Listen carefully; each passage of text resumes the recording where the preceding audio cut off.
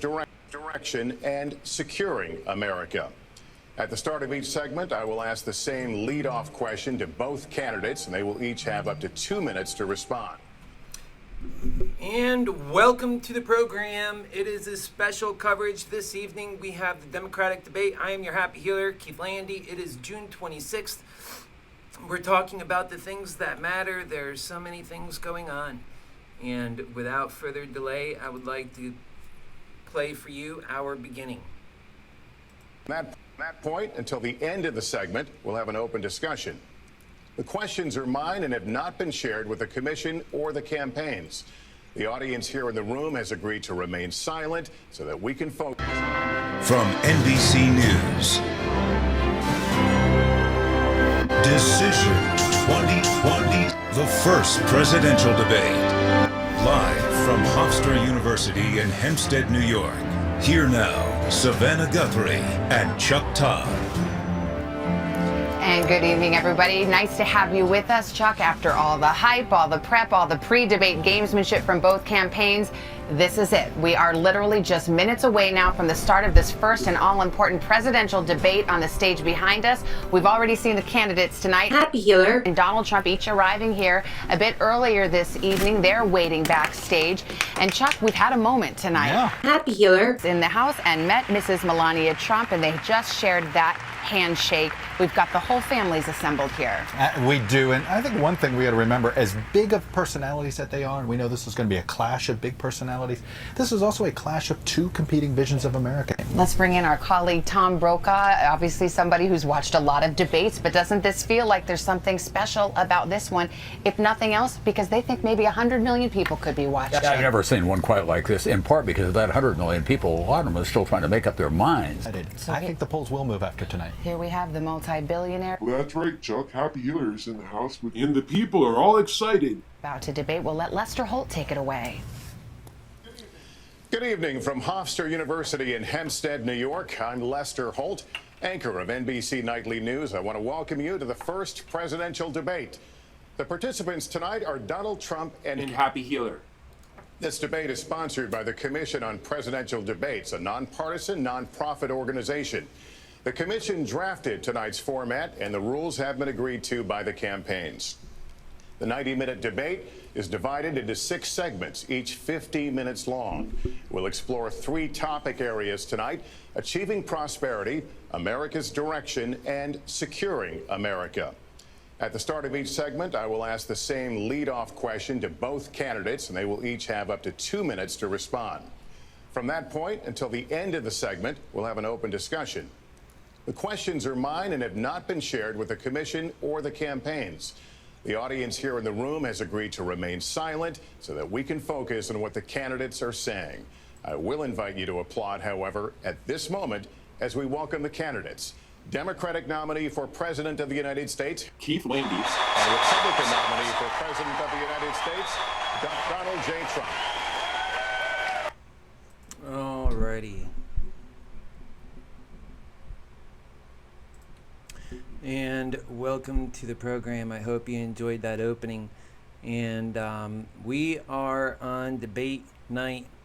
It is with all of my Democratic candidate rivals. They don't even know I exist. The Happy Healer here talking about the things that actually matter to the American people, and yet they don't even know who I am. Well, we'll just have to keep working harder, and you better believe we will, and we're set up for it. And as you can see here, they're still just taking their time. Why aren't they going? So we'll go ahead and get you back with me here, and ever so the hard-working individual for America. I will keep you up to date in just a moment once they get it going on, and I'll share with you some of my proposals. And also, I'm just going to tell you, there's going to be times when I'm going to pause it and I'm going to come in. I mean, this is my version of the debate. They're not offering me a debate. I'm not on there. They don't even bother hearing about me. So the way we're going to do it then is just fine. That's just fine. We are just going to pause their portion, and I'll come on just as often as I need to, but I'm not going to break them up too much if I don't have to. But you better believe I'll be in this debate. So that's the way it's going to be. And let me just see here now where they're at with this thing. Detention centers at the border. Plus, we're talking to a school counselor who was fired from her job. And let me give you a visual here so you can see. We're going to search out the debate on YouTube. I just had it up, but apparently they don't have it going yet. Police in Chicago have now released video of actor Jussie Smollett from the night he says he was attacked. Any weapons or anything inside the apartment? Chicago police releasing this.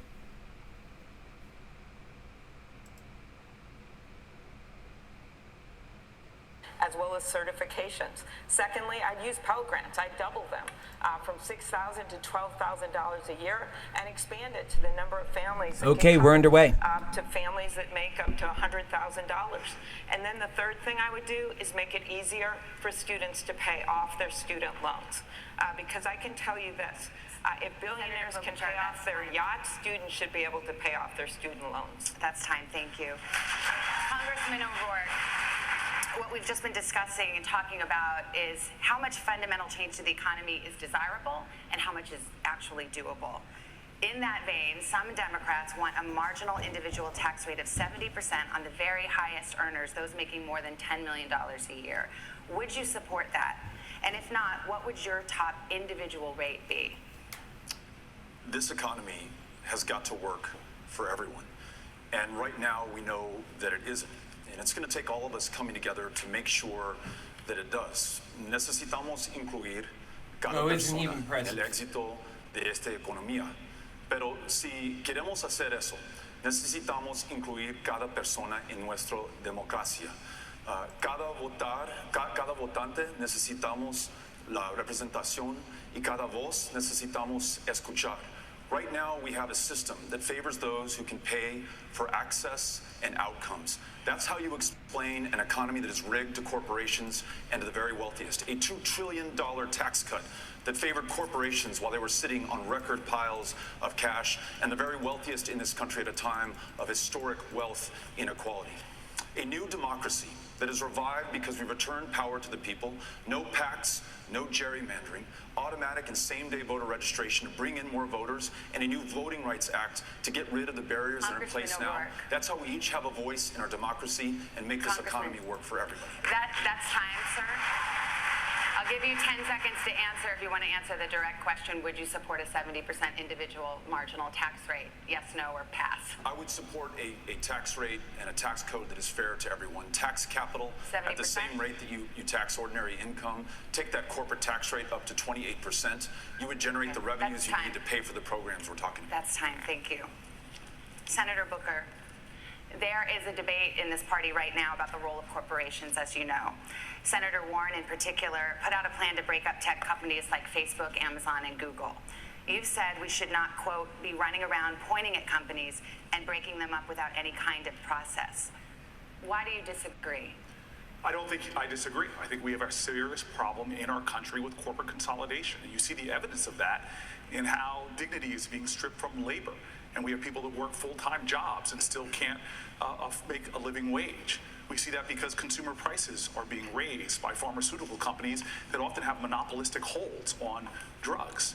And you see that by just the fact that this is actually an economy that's hurting small businesses and not allowing them to compete.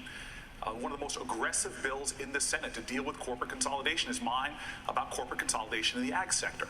So I feel very strongly about the need to check the corporate consolidation and let the free market work. And I'll tell you this, I live in a low-income black and brown community. I see every single day that this economy is not working for average Americans.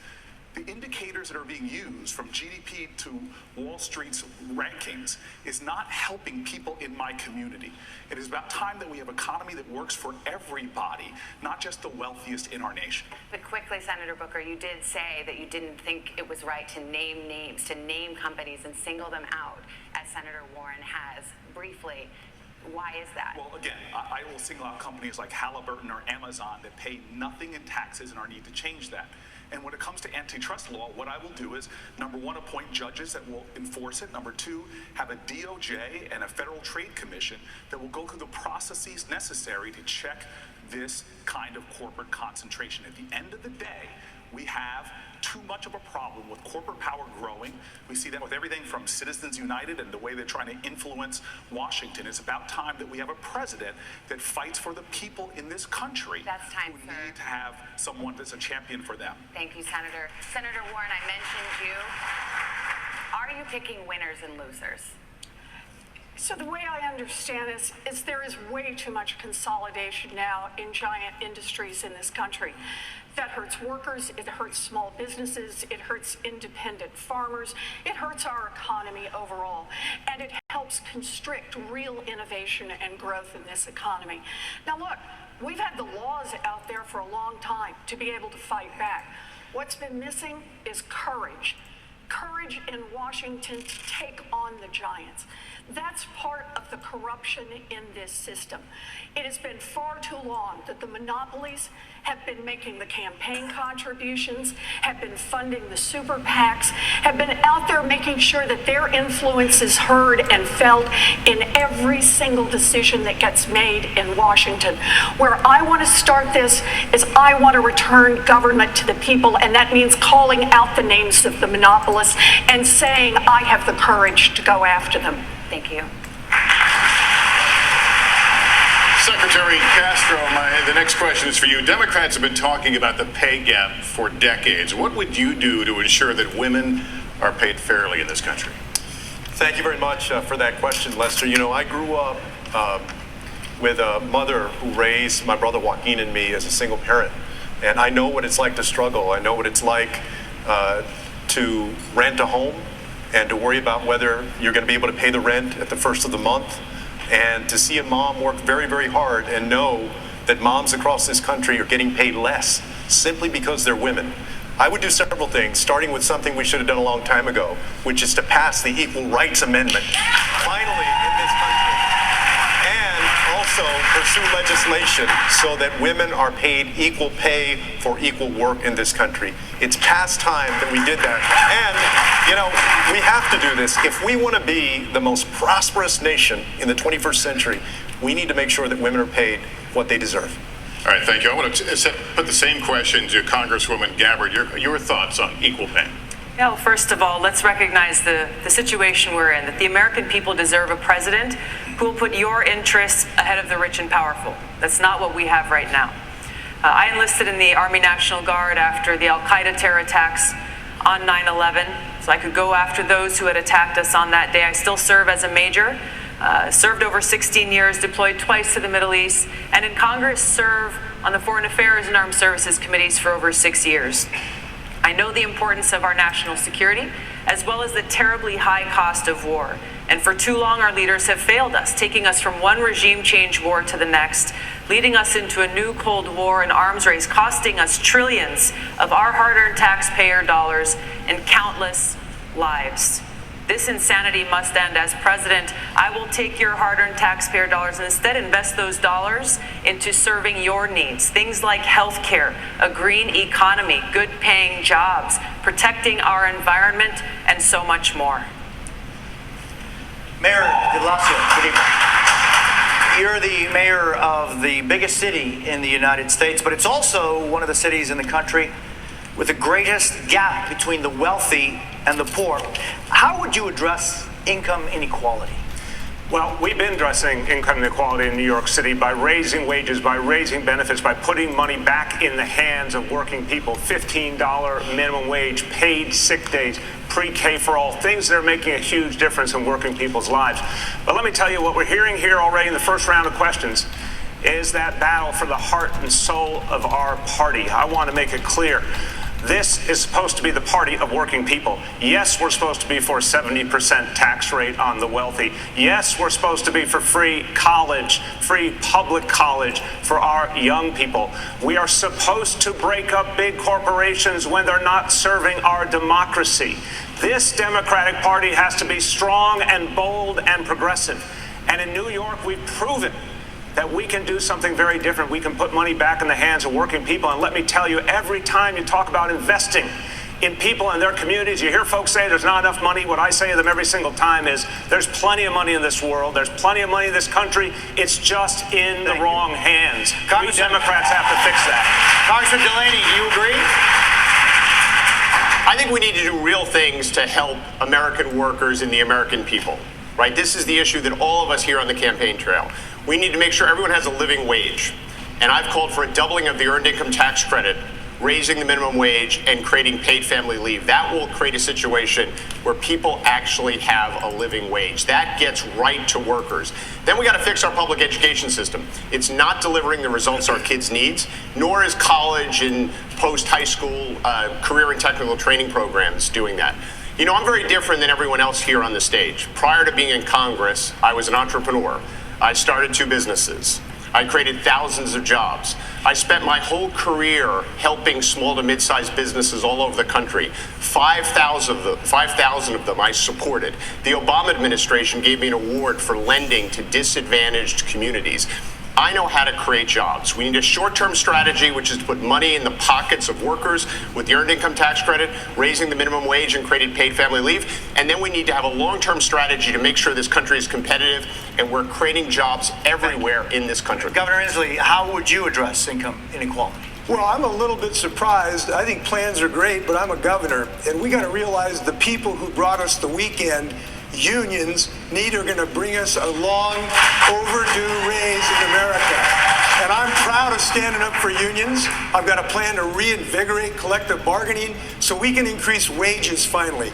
I marched with the SEIU folks. It is not right that the CEO of McDonald's makes 2,100 times more than the people singing hash at McDonald's. And the next thing I'll do is put people to work in the jobs of the present and the future. Look at Donald Trump is simply wrong. He says wind turbines cause cancer. We know they cause jobs. And we know that we can put millions of people to work in the clean energy jobs of the future. Carpenters, IBEW's members, machinists. We're doing it in my state today. And then we can do what America always does. Lead the world and invent the future and put people to work. That's what we're going to do. Congressman Ryan, President Trump, and you just referred to him, promised that manufacturing jobs were all coming back to places like your home state of Ohio. Can you make that same promise? Yes, I believe you can. But first, let's say the president came, he said, don't sell your house to people in Youngstown, Ohio. And in his administration, just in the last 2 years, we lost $4,000 4,000 jobs at a General Motors facility. That rippled throughout our community. General Motors got a tax cut. General Motors got a bailout. And then they have the audacity to move a new car that they're going to produce to Mexico. I've had family members that have to unbolt a machine from the factory floor, put it in a box, and ship it to China. My area where I come from in Northeast Ohio, this issue we're talking about here, it's been going on 40 years. This is not a new phenomenon in the United States of America. The bottom 60% haven't seen a raise since 1980. Meanwhile, the top 1% control 90% of the wealth. We need an industrial policy saying we're going to dominate building electric vehicles. There's going to be 30 million made in the next 10 years. I want half of them made in the United States. I want to dominate the solar industry and manufacture those here in the United States. Senator Warren, are they coming back? Are these jobs coming back? So we've had an industrial policy in the United States for decades now, and it's basically been let giant corporations do whatever they want to do. Giant corporations have exactly one loyalty, and that is to profits. And if they can save a nickel by moving a job to Mexico or to Asia or to Canada, they're going to do it. So here's what I propose for an industrial policy. Start with a place where there's a real need. There's going to be a worldwide need for green technology, ways to clean up the air, ways to clean up the water. And we can be the ones to provide that. We need to go tenfold in our research and development on green energy going forward. And then we need to say, any corporation can come and use that research. They can make all kinds of products from it, but they have to be manufactured right here in the United States of America. And then we have to double down and sell it around the world. There's a $23 trillion market coming for green products. We should be the leaders and the owners, and we should have that 1.2 million manufacturing jobs here in America. We can do this. All right, we're going to turn to the issue of health care right now and really try to understand where there may or may not be daylight between you. Many people watching at home have health insurance coverage through their employer. Who here would abolish their private health insurance in favor of a government-run plan? Just a show of hands, start out with. All right, well, Senator Klobuchar, let me put the question to you. You're one of the Democrats who wants to keep private insurance in addition to a government health care plan. Why is an incremental approach, in your view, better than a sweeping overhaul? Well, I think it's a bold approach. It's something that Barack Obama wanted to do when we were working on the Affordable Care Act, and that is a public option. I am just simply concerned about kicking half of America off of their health insurance in 4 years, which is exactly what this bill says. So let me go on beyond that. There is a much bigger issue in addition to that, and that is pharmaceuticals. The president literally went on TV on Fox and said that people's heads would spin when they see how much he would bring down pharmaceutical prices.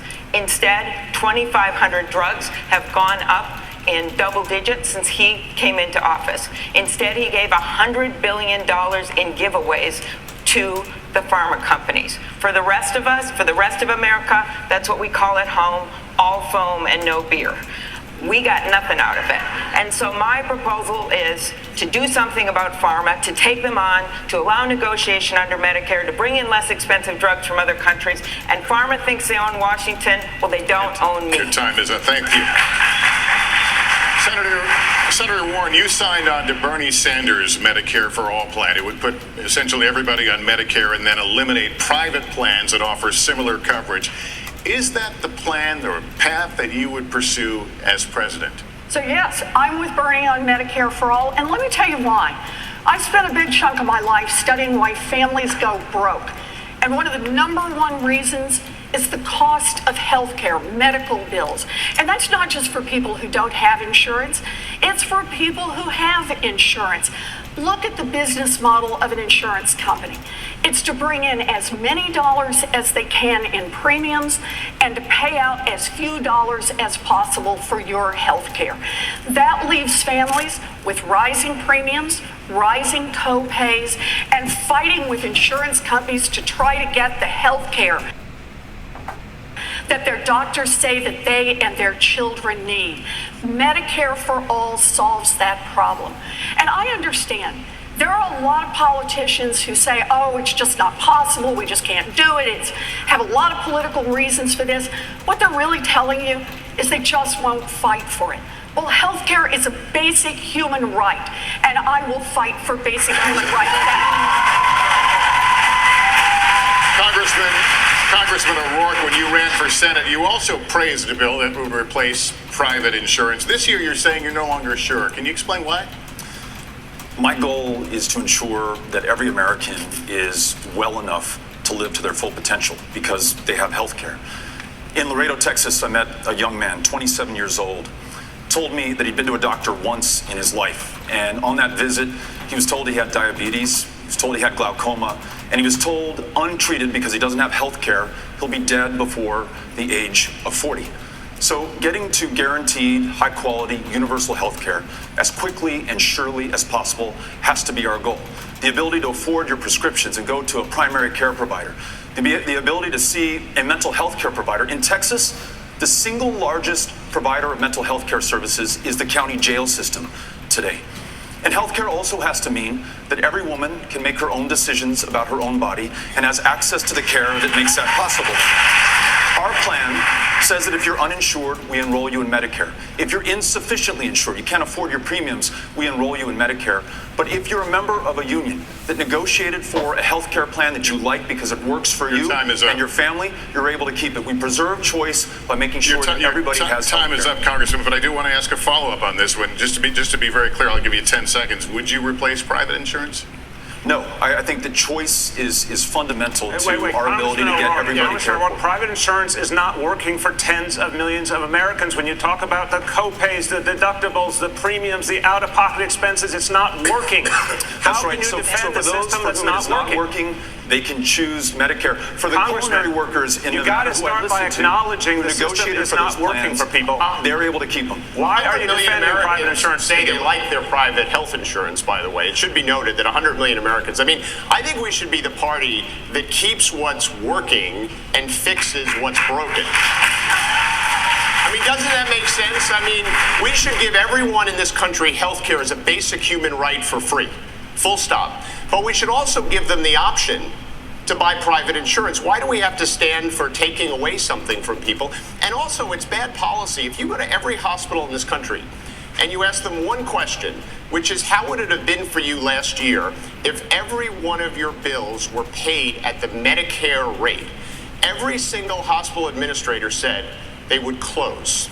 And the Medicare for All bill requires payments to stay at current Medicare rates. So to some extent, we're basically supporting a bill that will have every hospital closed. I mean, my dad was a union electrician, right? I actually grew up in a working class family. He loved the health care that the IBEW gave him. And I just always think about my dad and anything I would do from a policy perspective. He'd look at me and he'd say, good job, John, for getting health care for every American. But why are you taking my health care away? I've let this play out a little bit because I'm fascinated to hear the daylight between you. Congressman Gabbard, weigh in here. I think we're talking about this in the wrong way. You're talking about one bill over another bill. Really what we're talking about is our objective, making sure that every single sick American in this country is able to get the health care that they need.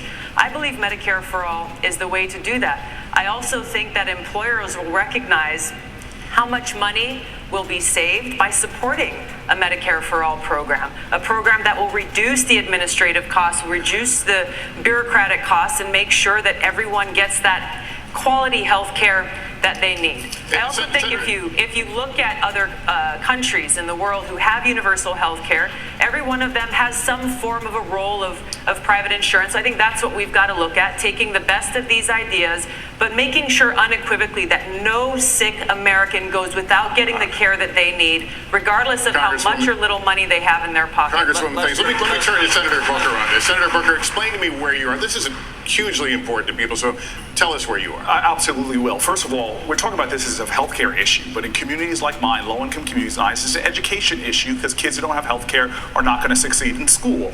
It is an issue for jobs and employment because people who do not have good health care do not succeed at work. It's even a retirement issue because in my community, African Americans have a lower life expectancy because of poorer health care. And so where I stand is very clear. Health care is not just a human right, it should be an American right. And I believe the best way to get there is Medicare for All. But I have an urgency about this. When I am president of the United States, I'm not going to wait. We have to do the things immediately that are going to provide better care. And on this debate, I'm sorry. There are too many people profiteering off of the pain of people in America, from pharmaceutical companies to insurers. Literally, the overhead for insurers that they charge is 15%, while Medicare's overhead is only at 2%. We can do this better, and every single day I will be fighting to give people more access at more affordable costs until we get to my goal, which is every American having health care. Time is up, Senator. I want to move back, if I can, to Congressman Gabbard. And that is that the insurance companies last year alone sucked $23 billion in profits out of the healthcare system. $23 billion, and that doesn't count the money that was paid to executives, the money that was spent lobbying Washington. We have a giant industry that wants our healthcare system to stay the way it is, because it's not working for families, but it sure as heck working for them. It's time for us to make families come first. It should not be an option in the United States of America for any insurance company to deny women coverage for their exercise of their right of choice. And I am the only candidate here who has passed a law protecting a woman's right of reproductive health and health insurance. And I'm the only candidate who has passed a public option. And I respect everybody's goals and plans here. But we do have one candidate that's actually advanced the ball. And we got to have access for everyone. I've done it as a public option. Senator Klobuchar, I want to give you. I'm fascinated by this, Senator Klobuchar. I just want to say there's 3 women up here that have fought pretty hard for a woman's right to choose. So I'll start with that. And then I just want to make very clear, I think we share the goal of universal health care. And the idea I put out there, the public option, which the governor was just talking about, this idea is that you use Medicare or Medicaid without any insurance companies involved. You could do it either way. And the estimates are 13 million people would see a reduction in their premiums. 12 more million people would get covered.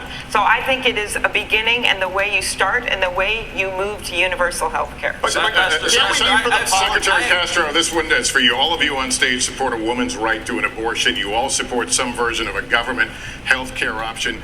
Would your plan cover abortion, Mr. Secretary? Yes, it would. I don't believe only in reproductive freedom. I believe in reproductive justice. And, what that means is that just because a woman, or let's also not forget someone in the trans community, a trans female, is poor, doesn't mean they shouldn't have the right to exercise that right to choose. And so I absolutely would cover the right to have an abortion. More than that, everybody in this crowd and watching at home knows that in our country today, a person's right to choose is under assault in places like Missouri, in Alabama, in Georgia. I would appoint judges to the federal bench that understand the precedent of Roe v. Wade and will respect it. And in addition to that, make sure that we fight hard as we transition our healthcare system to one where everybody can get and exercise that right. Senator Warren, would you put limits on any limits on abortion? I would make certain that every woman has access to the full range of reproductive health care services, and that includes birth control, it includes abortion, it includes everything for a woman. And I want to add on that, it's not enough for us to expect the courts to protect us.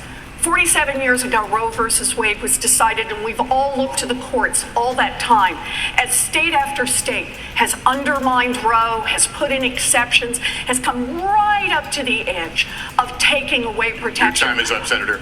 We now have an America where most people support Roe versus Wade. We need to make that federal law. Thank you. Jose? Thank you. Senator Booker, I want to kind of come back on a discussion we were having about health and the opioid crisis. You represent a state where 14 of the 28 largest pharmaceutical companies are based. Should pharmaceutical companies that manufacture these drugs be held criminally liable for what they do? They should absolutely be held criminally liable because they are liable and responsible. This is one of the reasons why, well before I was running for president, I said I would not take contributions from pharma companies, not take contributions from corporate PACs or pharma executives, because they are part of this problem. And this opioid addiction in our country, we in cities like mine have been seeing how we've tried to arrest our way out of addiction for too long. It is time that we have a national urgency to deal with this problem and make the solutions that are working to actually be the law of our land and make the pharmaceutical companies that are responsible help to pay for that. Congressman O'Rourke, how would you deal with it? Tonight in this country, you have 2.3 million of our fellow Americans behind bars. It's the largest prison population on the face of the planet. Many are there for nonviolent drug crimes, including possession of marijuana, at a time that more than half the states have legalized it or decriminalized it. And yet, despite what Purdue Pharma has done, their connection to the opioid crisis and the overdose deaths that we're seeing throughout this country, they've been able to act with complete impunity and pay no consequences, not a single night in jail. Unless there's accountability and justice, this crisis will continue. In my administration, we will hold them to account. We will make sure that they pay a price, and we will help those who've been victims of this malfeasance in this country, get them treatment and long-term care. I know immigration is on a lot of your minds here, and I want to talk about it. We're going to talk about it in a moment. We need to take a break. We'll be back with more from Miami after this.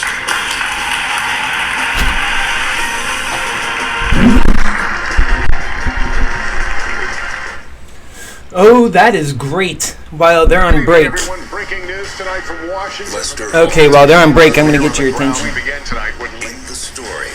It sounds like a jet airplane up there, but that is fire. Asking the questions you would ask. What's it like flying into the hurricane zone? Never seen anything like it. Giving the context you need. Let's talk about the MAX. How do you convince a skittish ass to get on this airplane? Lester Holt, We've met a lot of great people doing a lot of great things in their the most community. trusted TV news anchor in America. That's Nightly News. I'm Lester Holt. Okay, so they're on break right now. So this is great. We have a great number of people tuned in right now, and that is a wonderful thing. And I'm just going to go ahead and put that on mute while I'm talking to you. And just on June 18th, your people's candidate announced, that's me. I'm your happy healer.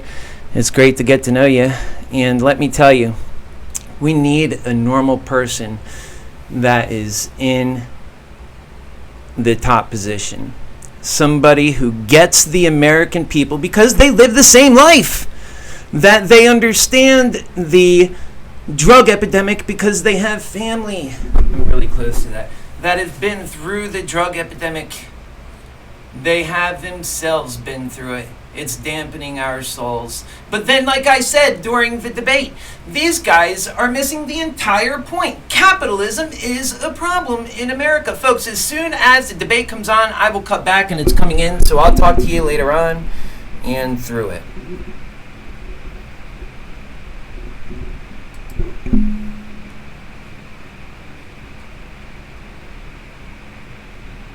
In the news, especially this week, there are undocumented children being held alone in detention.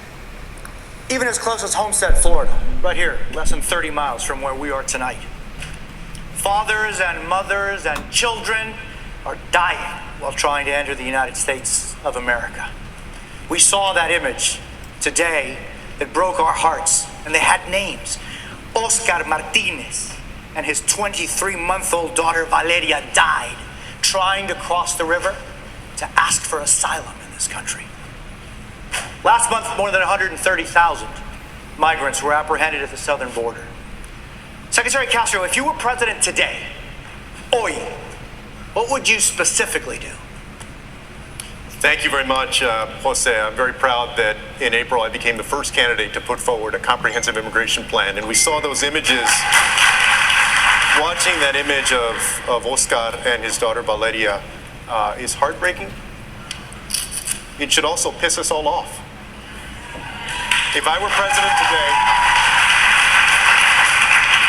today, and it should spur us to action, if I were president today, I would sign an executive order that would get rid of Trump's zero tolerance policy, the Remain in Mexico policy, and the metering policy. This metering policy is basically what prompted Oscar and Valeria to make that risky swim across the river.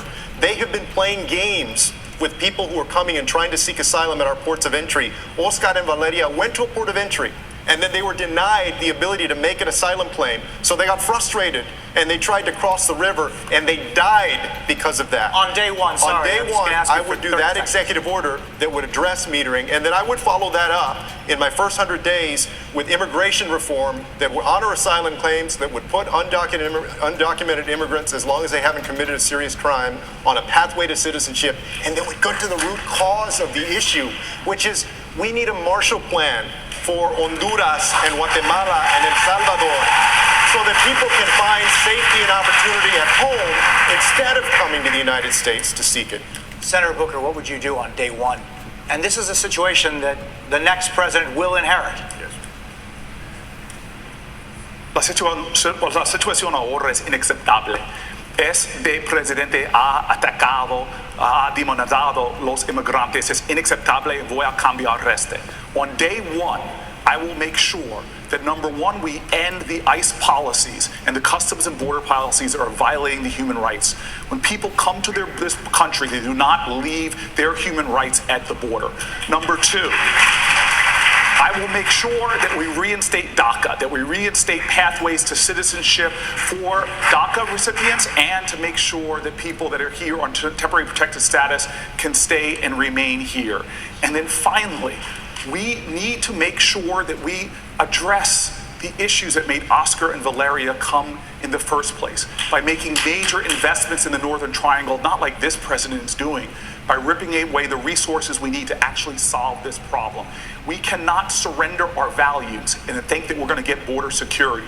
We actually will lose security and our values. We must fight for both. If I might, very briefly, and this is an important point. You know, my plan, and I'm glad to see that Senator Booker, Senator Warren, and Governor Inslee agree with me on this. My plan also includes getting rid of Section 1325 of the Immigration and Nationality Act to go back to the way we used to treat this when somebody comes across the border, not to criminalize desperation, to treat that as a civil violation. And here's why it's important. We see all of this horrendous family separation. They use that law, Section 1325, to justify under the law separating little children from their families. Jose, and so I want to challenge every single candidate on this stage to support the repeal of Section 1325. 30 seconds. As my friend here said, I agree with him on that issue, but folks should understand that the separation of children from families doesn't just go on at our border. It happens in our communities as ICE are ripping away parents from their American children, spouses and the like, and are creating fear in cities all across this country where parents are afraid to even drop their kids off to school or go to work. We must end those policies as well. Discussion about immigration in this country, because look at the bottom line here. That tragic photo of that parent, that child, and I'm saying this as a father. Every American should feel that in their heart, and every American should say that is not America, those are not our values, but we have to get under the skin of why we have this crisis in our system, because we're not being honest about the division that's been fomented in this country. The way that American citizens have been told that immigrants somehow created their misery and their pain and their challenges. For all the American citizens out there who feel you're falling behind, who feel the American dream's not working for you, the immigrants didn't do that to you. The big corporations did that to you. The 1% did that to you. We need to be the party of working people, and that includes a party of immigrants. But first, we have to tell working people in America who are hurting that we're going to be on their side every single time against those big corporations who created this mess to begin with. And remind people we're all in this together. If we don't change that debate, that politics that's holding us back, we won't get all these reforms people are talking about. That's what we need to do as Democrats. Congresista, if I could, I'm sorry. Congresista O'Rourke, ¿qué haría usted en el primer día, si usted es presidente, sobre esta realidad que está ocurriendo? What would you do, Congressman, day one at the White House? Vamos a tratar cada persona con el respeto y dignidad que merecen como humanos. We would not turn back Valeria and her father, Oscar. We would accept them into this country and follow our own asylum laws. We would not build walls. We would not put kids in cages. In fact, we would spare no expense to reunite the families that have been separated already. Congressman, and we would not criminally prosecute any family because who is fleeing violence for the repeal and of persecution. Section 1325. We would make sure. Secretary, let him finish, and I will give you his policy. But let him finish. Let him finish, please. Yes. We would not detain any family fleeing violence, in fact, fleeing the deadliest countries on the face of the planet today. We would implement a family case management program so they could be cared for in the community at a fraction of the cost. And then we would rewrite our immigration laws in our own image. Free dreamers forever from any fear of deportation by making them U.S. citizens here in this country. Invest in solutions in Central America, work with regional stakeholders so there's no reason to make that 2,000-mile journey to this country. Secretary, I'll give you 30 seconds. Let's be very clear. The reason that they're separating these little children from their families is that they're using Section 1325 of that act, which criminalizes coming across the border, to incarcerate the parents and then separate them. Some of us on this stage have called to end that section, to terminate it. Some, like Congressman O'Rourke, have not. And I want to challenge all of the candidates to do that. I just think it's a mistake, Bethel. I think it's a mistake. And I think that if you truly want to change the system, then we got to repeal that section. If not, then it might as well be the same policy. Let me respond to this very briefly. Actually, as a member of Congress, I helped to introduce legislation that would ensure that we don't criminalize those who are seeking asylum and refuge in this country. If you're fleeing desperation, then I want to make sure that you're treated with respect. I'm still talking about everybody else. But you're looking at just one small part of this. I'm talking about a comprehensive rewrite of our immigration That's laws. not true. And if we do that, I don't think it's asking that's too actually much not for true. people I'm to talking follow about our laws I'm when they talking come to about this millions country. of folks. A lot of folks that are coming are not seeking asylum. A lot of them are undocumented immigrants, right? And you said recently that the reason you didn't want to repeal Section 1325 was because you were concerned about human trafficking and drug trafficking. But let me tell you what, Section 18, Title 18 of the U.S. Code, Title 21 and Title 22 already cover human trafficking and drug trafficking. I think that you should do your homework on this issue. If you did your homework on this issue, you would know that we should repeal this section. This is an issue that we should and could be talking about for a long time, and we will for a long time. Can we talk about the conditions and why people are coming here? Let's let Lester, because Savannah. I know it's just we could go on. But rather than talk about specific provisions, we really have to talk about why these people are coming to our country and what are we going to do to actually make a difference in these countries. Congressman, you'll get your chance. Let's continue the discussion. Senator Klobuchar, let's talk about what Secretary Castro just said. He wants to no longer have it be a crime to illegally cross the border. Do you support that? Do you think it should be a civil offense only? And if so, do you worry about potentially incentivizing people to come here? Immigrants, they do not diminish America. They are America. And I am happy to look at his proposal, but I do think you want to make sure that you have provisions in place that allow you to go after traffickers and allow you to go after people who are violating the law. What I really think we need to step back and talk about is the economic imperative here. And that is that 70 of our Fortune 500 companies are headed up by people that came from other countries. 25% of our U.S. Nobel laureates were born in other countries. We have a situation right now where we need workers in our fields and in our factories. We need them to start small businesses. We need their ideas. And this president has literally gone backwards at a time where our economy needs immigrants. And so my proposal is to look at that 2013 bill that passed the Senate with Republican support, to upgrade that bill, to make it as good as possible and get it done. It brings the debt down by $158 billion. It gives a path to citizenship for people who can become citizens. And it would be so much better for our economy in America. That's time. Thank you. Congressman Ryan, same question. Should it be a crime to illegally cross the border, or should it be a civil offense only? Well, I agree with Secretary Castro. I think there are other provisions in the law that will allow you to prosecute people for coming over here if they're dealing in drugs and other things. That's already established in the law. So there's no need to repeat it. And I think it's abhorrent. We're talking about this father who got killed with his daughter. And the issues here, the way these kids are being treated, if you go to Guantanamo Bay, there are terrorists that are held that get better health care than those kids that have tried to cross the border in the United States. That needs to stop. And I think the president should immediately ask doctors and nurses to go immediately down to the border and start taking care of these kids. What kind of country are we running here where we have a president of the United States who's so focused on hate and fear and division? And what has happened now, the end result, is now we've got kids literally laying in their own snot with 3-week-old diapers that haven't been changed. We've got to tell this president that is not a sign of strength, Mr. President. That is a sign of weakness. Senator Booker, I'll go to you. But no, a lot of people, Jose asked the question, if you're president on day one, what will you do with the fact that you will have families here? There's been a lot of talk about what you'll do in the first 100 days, about legislation. What will you actually do with these families? How will you care for them? Will they be detained or will they not be? Well, this is a related and brief point, because what we're talking about, what Secretary Castro and I are talking about, is that we have the power to better deal with this problem through the civil process than the criminal process. I have been to some of the largest private prisons, which are repugnant to me, that people are profiting off incarceration and their immigration lockups. Our country has made so many mistakes by criminalizing things, whether it's immigration, whether it's mental illness, whether it's addiction. We know that this is not the way to deal with problems. There is a humane way that affirms human rights and human dignity and actually solve this problem. Donald Trump isn't solving this problem. We've seen under his leadership a surge at our border.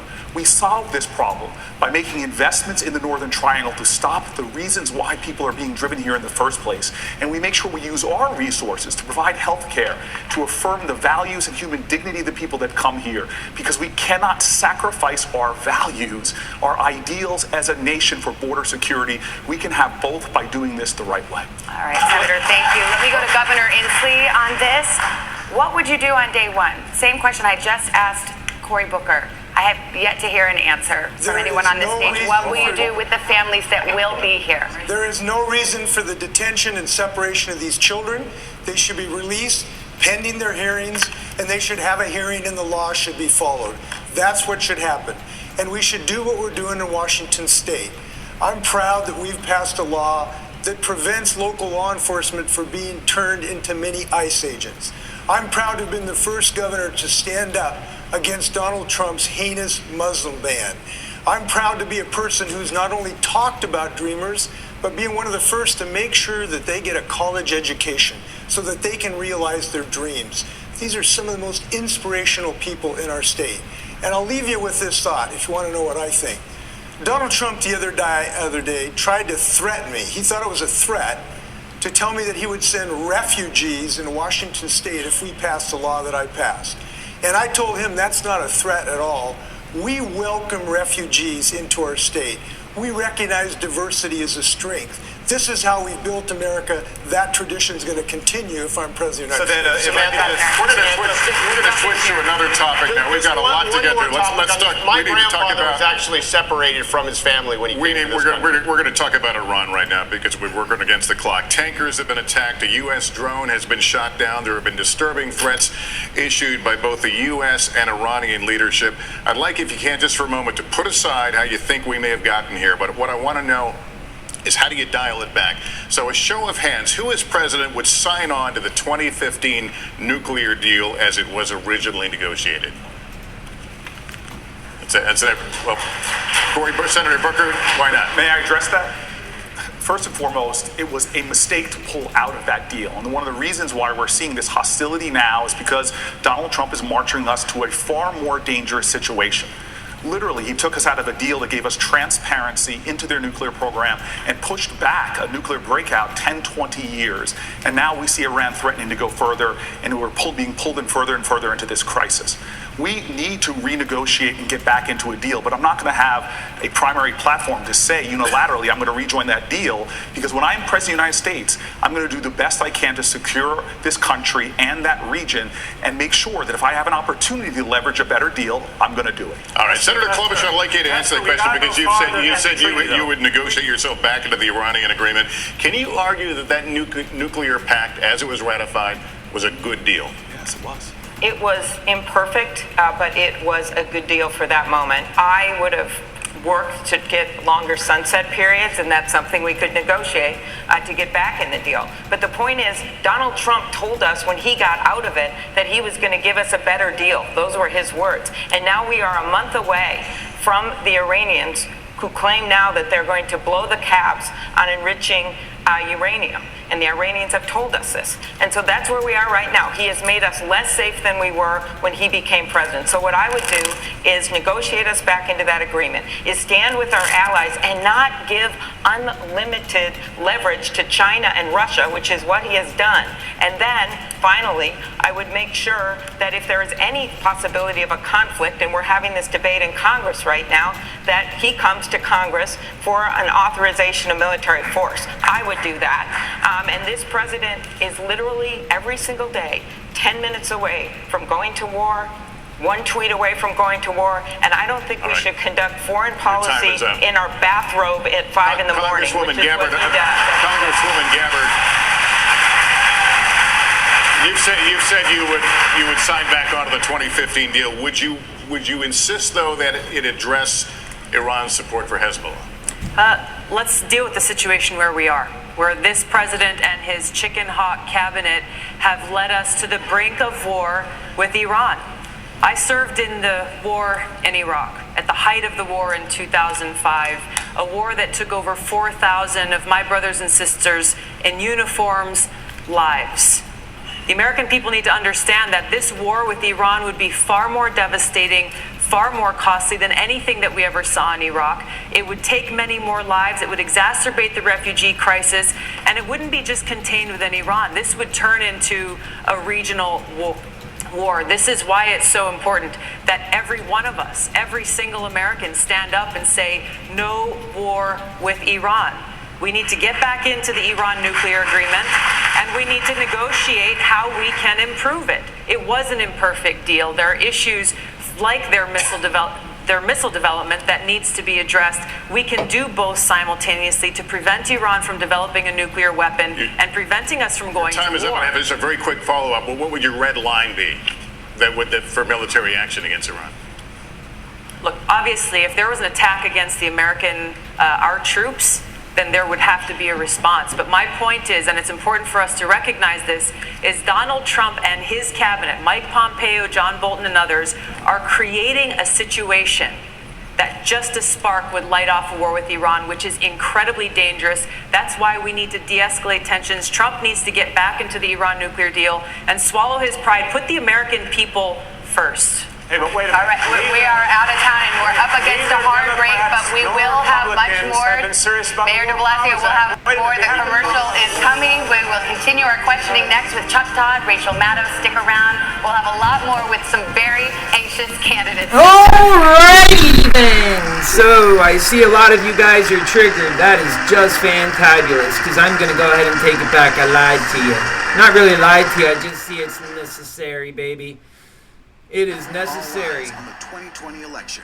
Continue to follow the latest. And we're just going to quiet that down for a second. They'll be back in just a moment. And then don't worry, you'll have your condescending candidates, the ones you love. I know you don't have any love for your happy healer because you're all triggered. I say one thing, and you get triggered! And you're not ready for winning, that's for sure, because you put Hillary in the last time, and now this time you want to put somebody else in, make your choice, whomever you want it to be, and they're not going to be Trump. Because there's a lot of moderates out there who love God, just like me, just like your happy healer, who is a normal guy.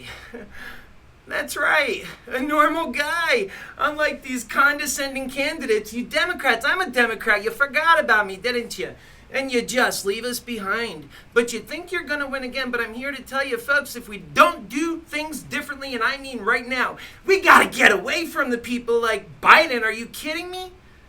And then we have recently out there your Mayor Pete. He's gay, just like your happy healer, Keith Landy for president, except for he is so passive. My goodness. He's approached by one of his own people, and he can't handle the heat. No, he can't. He can't console him. He can't say, you know, we're all children of God. It's really the new world where we're all headed. It's because the racism will never go away as so long as that you take the greed from capitalism and you hold greed in every aspect of your life. It's just not going to work. But yet, you keep doing the same thing over and over again, don't you? And that, my friends, is the definition of a crazy person. And while you call me crazy, you just don't even have the first clue, because I see the truth. I love only. I have no time for hate, because hate is what is destroying our country. Oh yeah. And you know I'm right. Many of you have already been triggered. Many of you are sticking around because you know the truth when you hear the truth. And by the way, I'm going to get Trump's people. You got to elect somebody who can pull Trump's people. Yes, you do. Biden's not going to do that. Trump is going to lay hard on him about touching little kids. You don't see that already? Wake up, guys. Wake up. All right, we're putting back on the debate. They're not on it yet, but we're going to switch to it. And I'm going to have my closing statements. Hang out for them. Do not be 8-second warriors. Don't be people who can't handle the truth.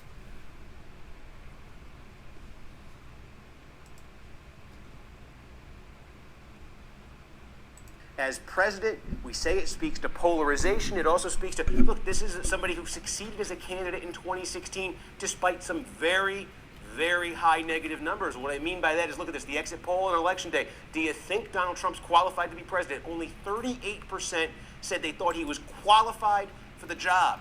The clear majority said Trump wasn't qualified. Does he have the temperament? 35% said he had the temperament. Do you like him? Do you have a favorable view? Only 40% did. You're not supposed to be able to win with those numbers. Trump was one of the big reasons his opponent, Hillary Clinton, by Election Day 2016, almost as unpopular as he was, only 43% favorable. It created that narrow path for Trump. And that becomes the question when you look at that approval rating now in 2020. Can he make his opponent as unpopular on Election Day as Clinton was in 16? Good evening, everyone. Breaking news tonight. Lester Holt. It sounds like a jet airplane up there, but that is fire. Let's talk about the MAX. How do you convince some skittish passenger to get on this airplane? We've met a lot of great people. The most trusted TV news anchor in America. That's Nightly News. I'm Lester Holt.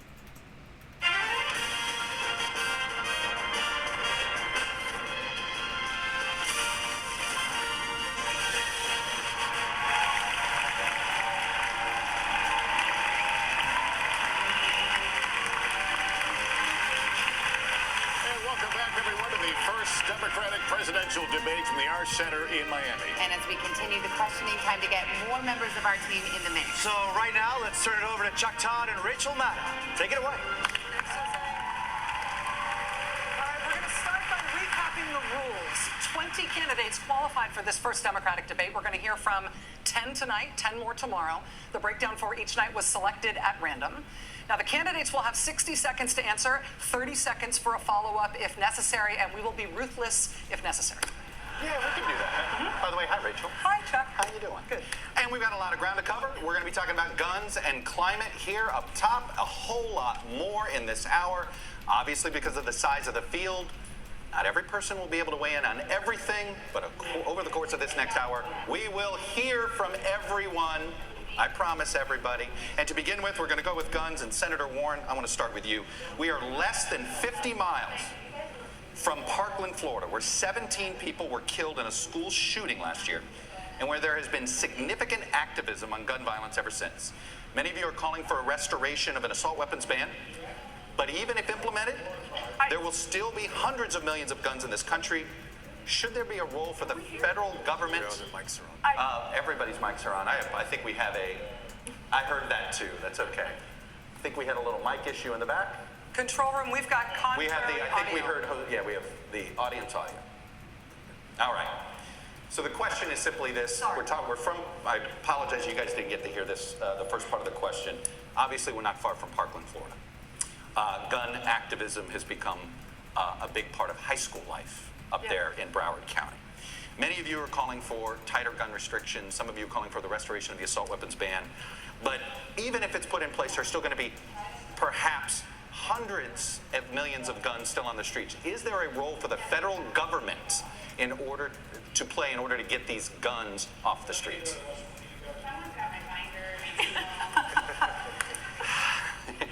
What's happening? We are hearing our colleagues' audio. If the control room could turn off the mics.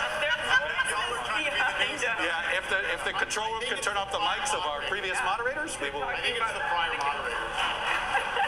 You know, we prepared for everything. Guess what, guys? We did not prepare for We are going to take a quick break. We're going to get this technical situation fixed. We will be right back. Look at them. All their money, all their privilege, all their everything, and they can't even do what your happy healer does. And that is to say to come on and put on a quality program that's designed behind getting truth to you, the American people, and also, by the way, our families. I mean, they just threw on a commercial, so I'm filling in the airtime. Lord knows they might be away for a bit this time. They're screwing up their systems over there. But what else could it be? Really, right? Because, is this them coming back? All right, I'm going to put them back.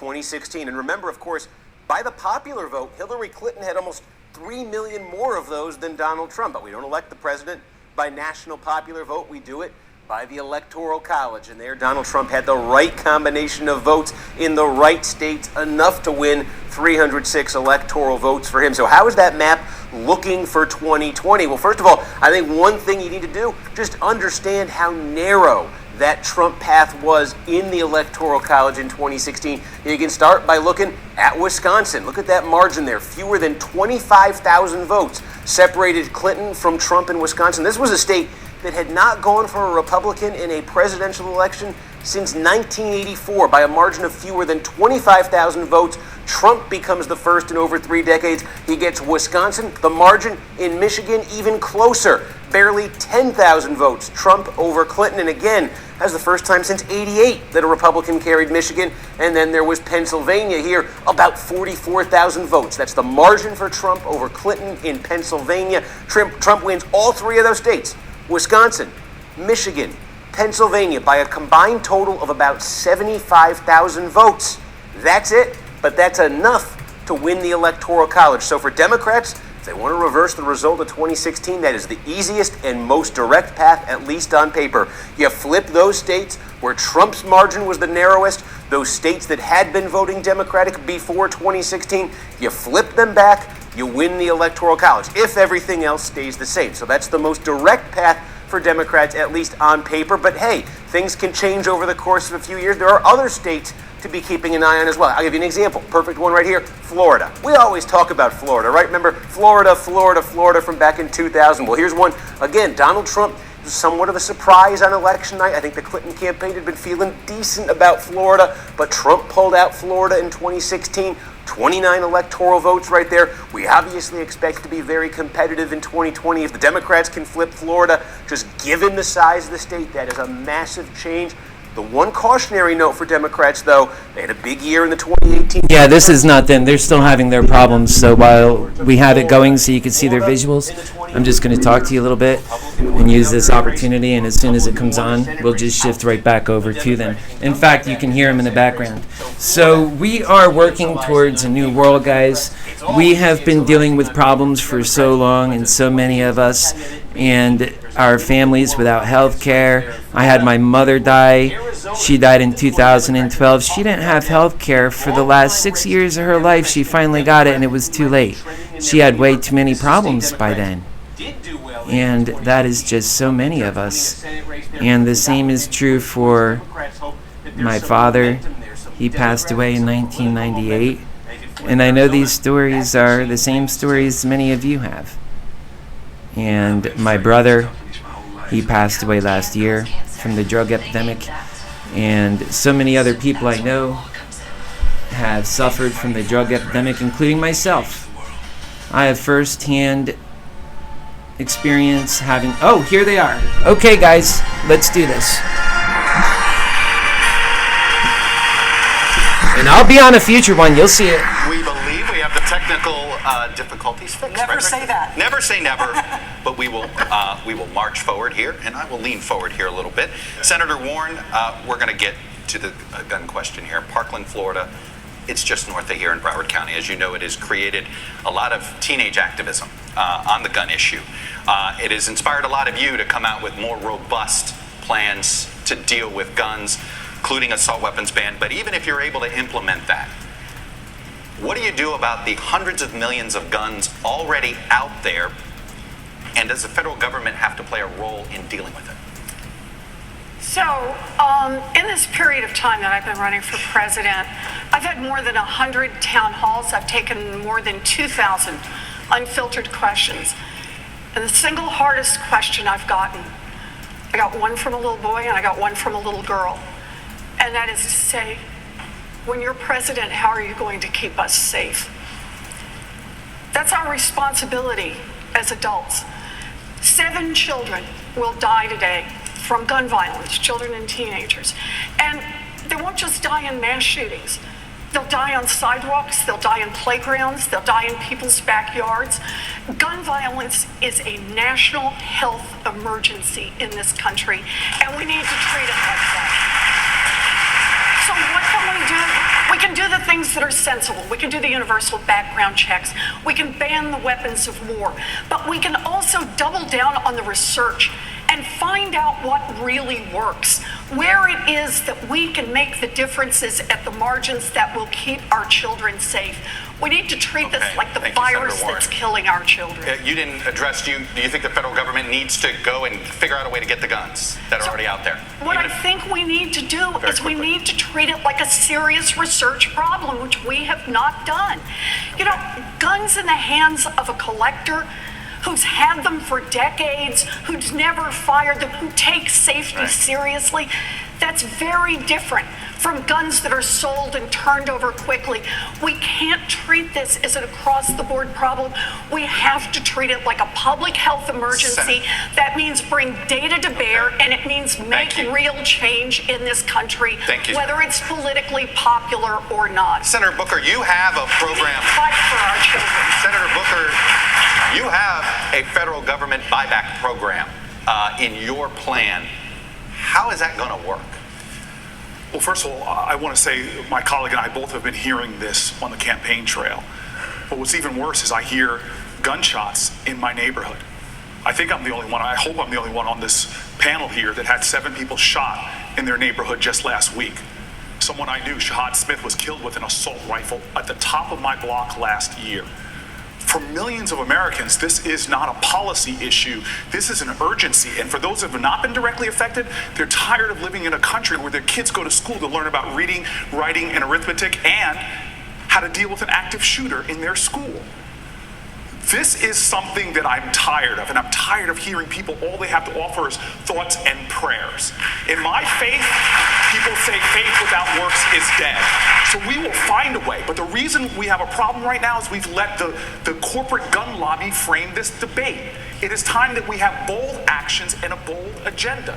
I will get that done as President of the United States because this is not about policy, this is personal. Thank you, Senator Booker.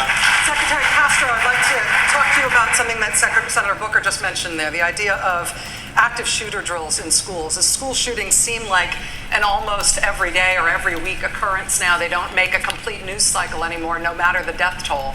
As parents are so afraid as their kids go off to school that their kids will be caught up in something like this, next to nothing has changed in federal law that might affect the prevalence of school shootings. Is this a problem that is going to continue to get worse over our lifetimes, or is there something that you would do as president that you really think would turn it around? Yeah, Rachel, I'm the dad of a 10-year-old girl, Karina, who's here tonight, and the worst thing is knowing that your child might be worried about what could happen at school, a place that's supposed to be safe. The answer to your question is no, we don't have to accept that. And I believe that on January 20th, 2021, at 12:01 p.m., we're going to have a Democratic president, a Democratic House, and a Democratic Senate.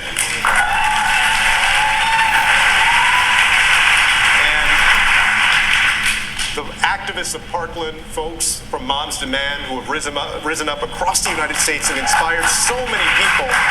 You know, we may not have seen yet legislative action, but we're getting closer. The House took a vote. In the Senate, the question often is, if the decision is between 60 votes, a filibuster, or passing common sense gun reform, I'm going to choose common sense gun reform. So I believe that we're going to be able to get that done in 2021. Secretary Castro, thank you. Rachel, I have something to add to this briefly. We'll give you 30 seconds for follow-up on that question, on that answer from Secretary Castro. Congressman Ryan. You're talking about in the schools. These kids are traumatized. I support all the gun reforms here. We need to start dealing with the trauma that our kids have. We need trauma-based care in every school. We need social and emotional learning in every school. 90% of the shooters who do school shootings come from the school they're in, and 73% of them feel shamed, traumatized, or bullied.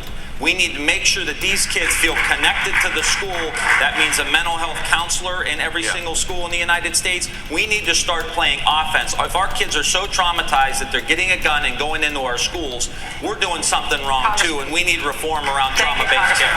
Congressman O'Rourke, you're a Texan who's you campaigned all over the state in 2018 in the most conservative parts there. What do you tell a gun owner who may agree with you on everything else? Okay, but says, you know what, the Democrats, if I vote for them in there, they're going to take my gun away. And even though I agree with you on all these other issues, how do you have that conversation? Here's how we had that conversation in Texas. I shared with them what I learned from those students who survived the Santa Fe High School shooting. A young student named Bree, her friend Marcel, who survived another shooting, the mother of a victim who lost her life, Rhonda Hart. They talked about universal background checks where you close every loophole. We know that they save lives. Talked about ending the sales of assault weapons into our communities. Those weapons of war were designed to kill people as effectively and as efficiently as possible. They should belong on the battlefield and not in our communities. Red flag laws, so that if someone poses a danger to themselves or to someone else, they're stopped before it's too late. And what I found in each one of those 254 counties is that Democrats and independents and Republicans, gun owners and non-gun owners alike agreed. But this effort must be led by the young people that you referenced at the beginning of this issue. Those students from Marjory Stoneman Douglas led the charge here in Florida, and they've been able to change those laws. They're making our democracy work, ensuring that our values and our interests and our priorities are reflected in the laws that we pass. Thank you, Congressman O'Rourke. Hang on. Let me give 30 seconds. Senator Klobuchar, Iron Range, I'm curious. Gun confiscation, right? If the government is buying back, how do you not have that conversation? Well, that's not confiscation. You would give them the offer to buy back their gun. But I'll say this. I look at these proposals and I say, does this hurt my Uncle Dick and his deer stand, coming from a proud hunting and fishing state?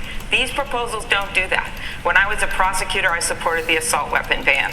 When I was in the Senate, I saw those moms from Sandy Hook come and try to advocate for change, and we all failed. And then now these Parkland kids from Florida, they started literally a national shift. You know why? It's just like with gay marriage. When kids talk to their parents and their grandparents, they say, I don't understand why we can't put these sensible things in place. They listen. And if we get bested by a bunch of 17-year-olds, it's the best thing that ever happened. We need to get Senator Booker, let me go to you on another matter, actually. Senator Mitch McConnell says that his most consequential achievement as Senate Majority Leader was preventing President Obama from filling a Supreme Court seat.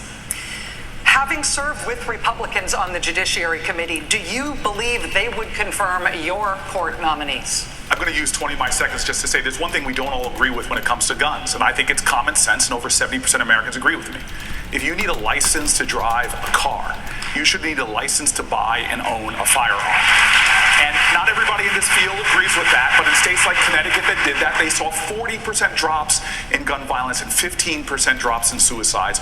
We need to start having bold agendas on guns. When it comes to the Supreme Court, very clearly, I agree with my friend, Secretary Castro, we are going to get to 50 votes in the Senate. This is a team sport. Whoever is our nominee needs to campaign in places like South Carolina, because we can elect Jamie Harrison. They need to campaign in places like Iowa, because we can win a Senate seat there. This is about getting us back to having 50 votes in the Senate and more, so that we can not only balance the Supreme Court, but start to pass an aggressive agenda that frankly isn't so aggressive because most of America agrees with the policy objectives of our party.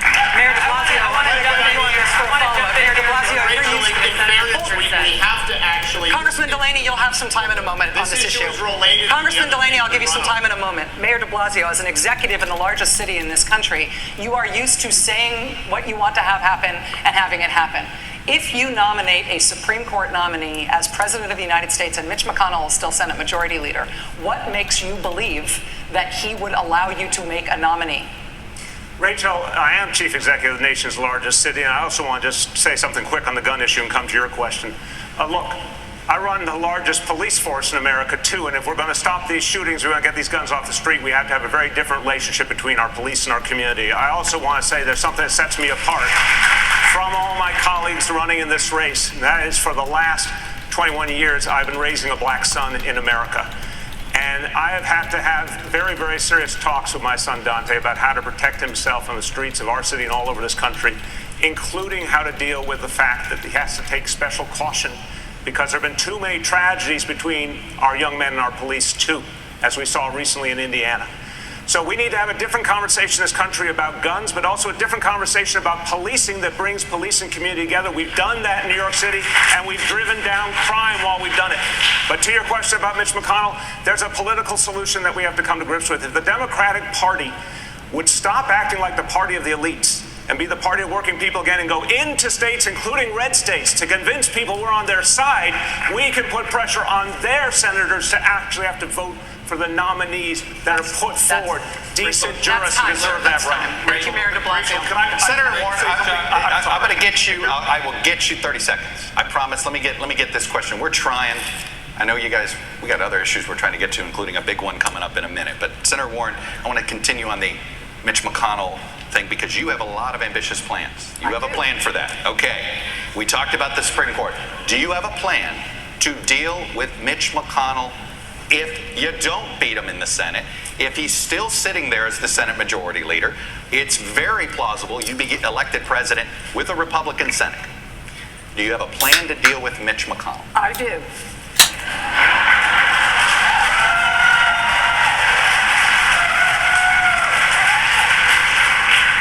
We are a democracy, and the way a democracy is supposed to work is the will of the people matters.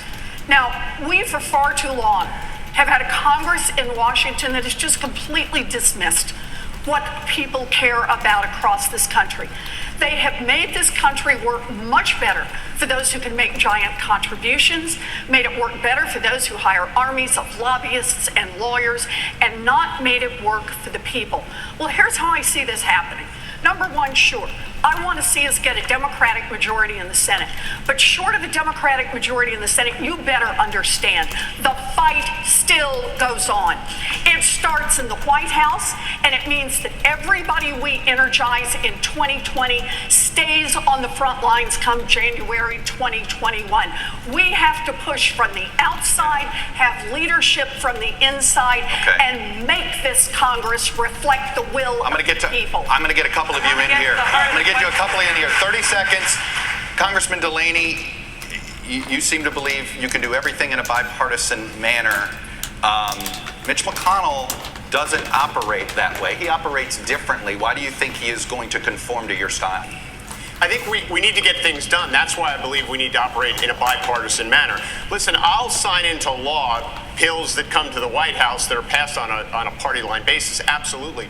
But all the big transformative things we've ever done in this country's history have happened when huge majorities of the American people get behind them, which is why we need real solutions, not impossible promises. We need to put forth ideas that work, whether it's on health care, creating universal health care so that every American gets health care, but not running on making private insurance illegal.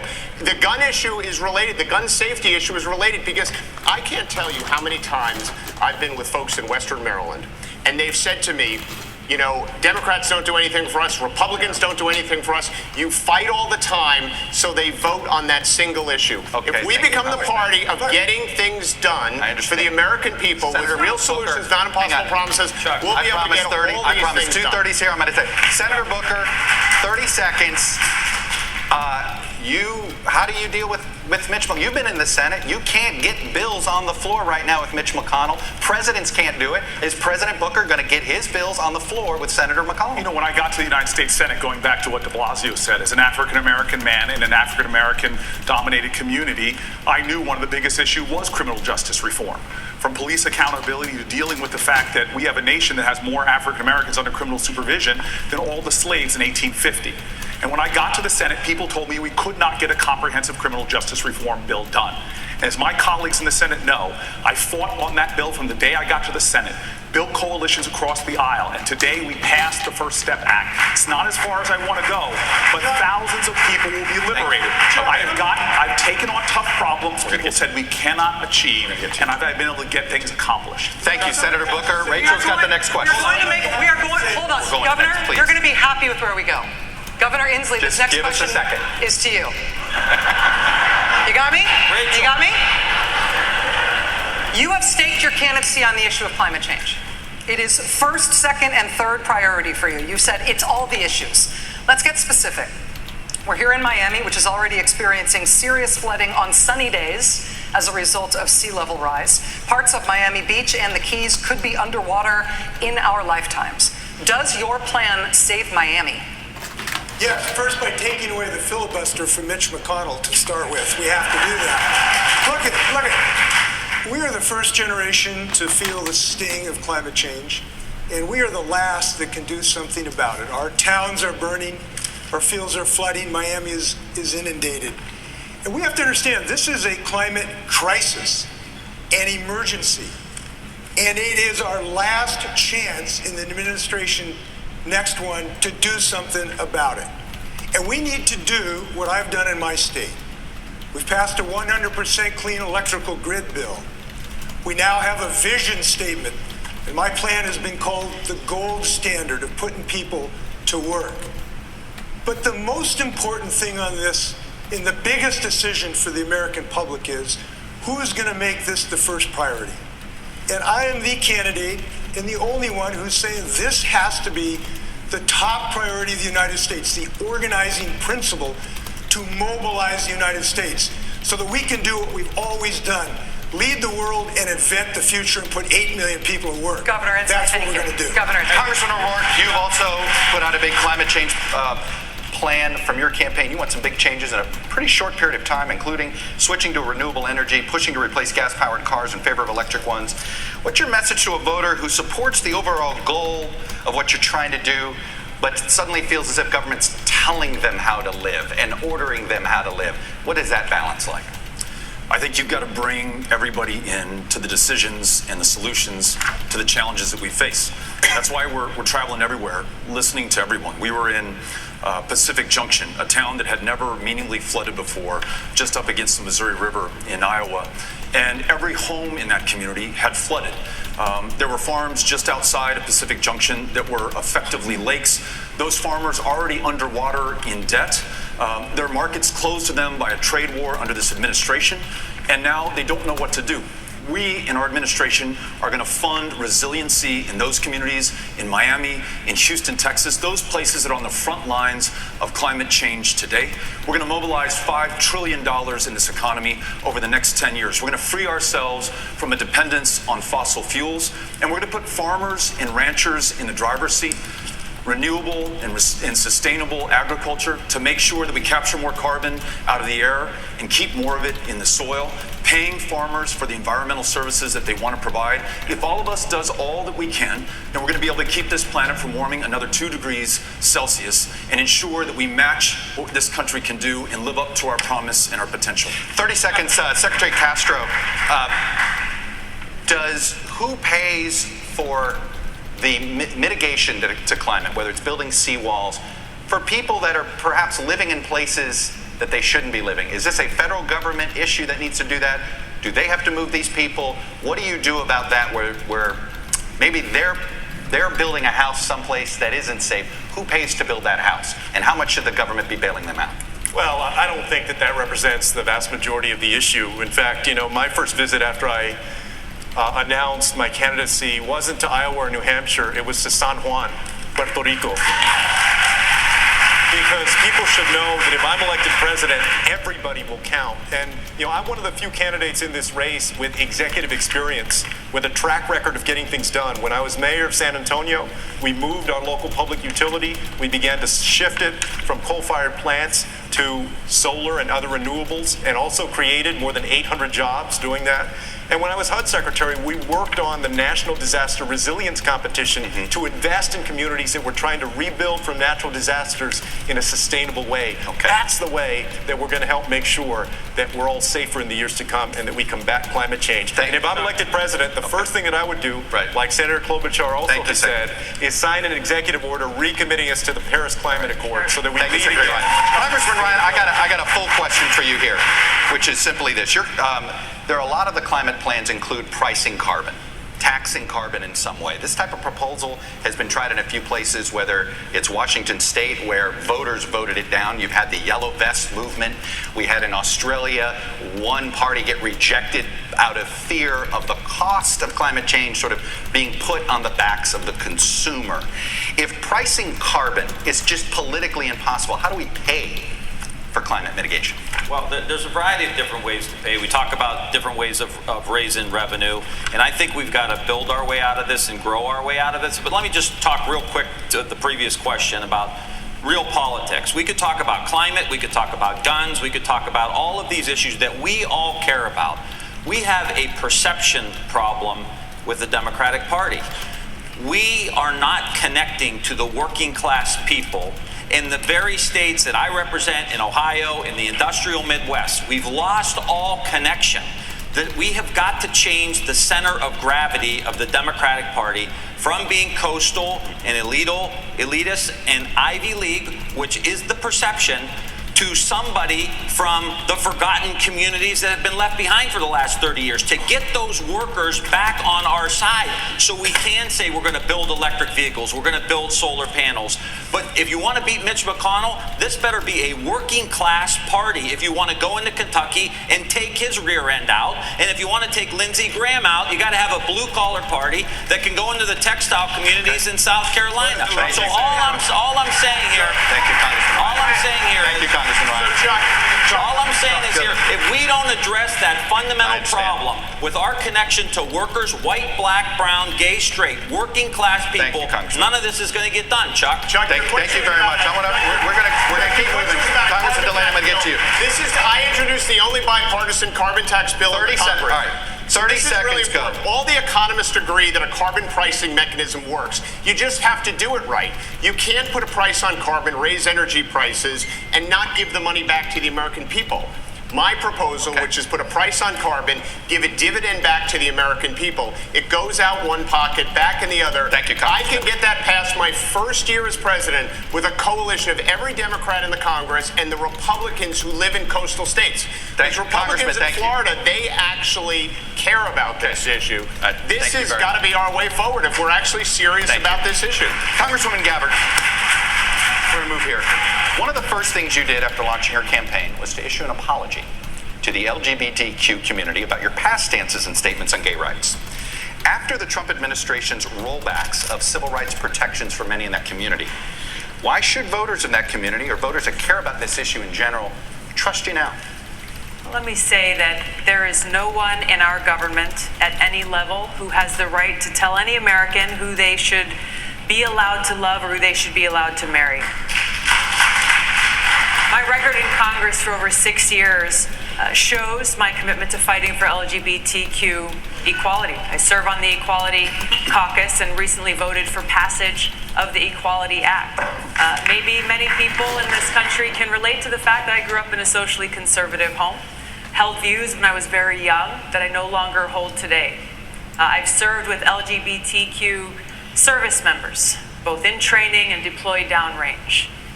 I know that they would give their life for me, and I would give my life for them. It is this commitment that I'll carry through as President of the United States, recognizing that there are still people who are facing discrimination in the workplace, still people who are unable to find a home for their families. It is this kind of discrimination that we need to address. But it's not enough. It's not enough. If I can add to this, it's very important. 30 seconds, It's not Senator. enough. Look, civil rights is some place to begin, but in the African American civil rights community, another place to focus on was to stop the lynching of African Americans. We do not talk enough about trans Americans, especially African American trans Americans, and the incredibly high rates of murder right now. We don't talk enough about how many children, about 30% of LGBTQ kids, who do not go to school because of fear. It's not enough just to be on the Equality Act. I'm an original co-sponsor. We need to have a president that will fight to protect LGBTQ Americans every single day from violence. Thank you, Senator Booker. Senator Klobuchar, let me put this to you. On the issue of civil rights, for decades, on the issue of civil rights and demographics, honestly, and politics, for decades, the Democratic Party has counted on African American voter turnout as step one to winning elections on a national level. Democrats are counting on the Latino community now and in the future in the same way.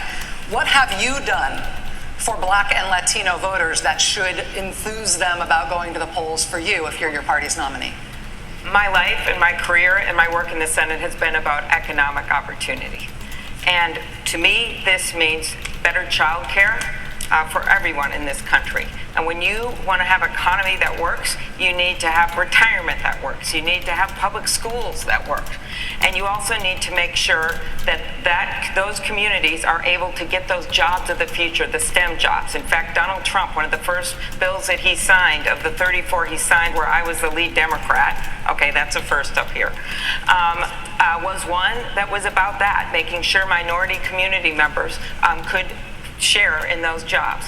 So to me, this is about a few things. It's about an African American woman that goes to a hospital in New Orleans, says her hands are swollen, and then doctor ignores her and her baby dies. It's about the fact that African American women make 61 cents for every dollar a white man makes.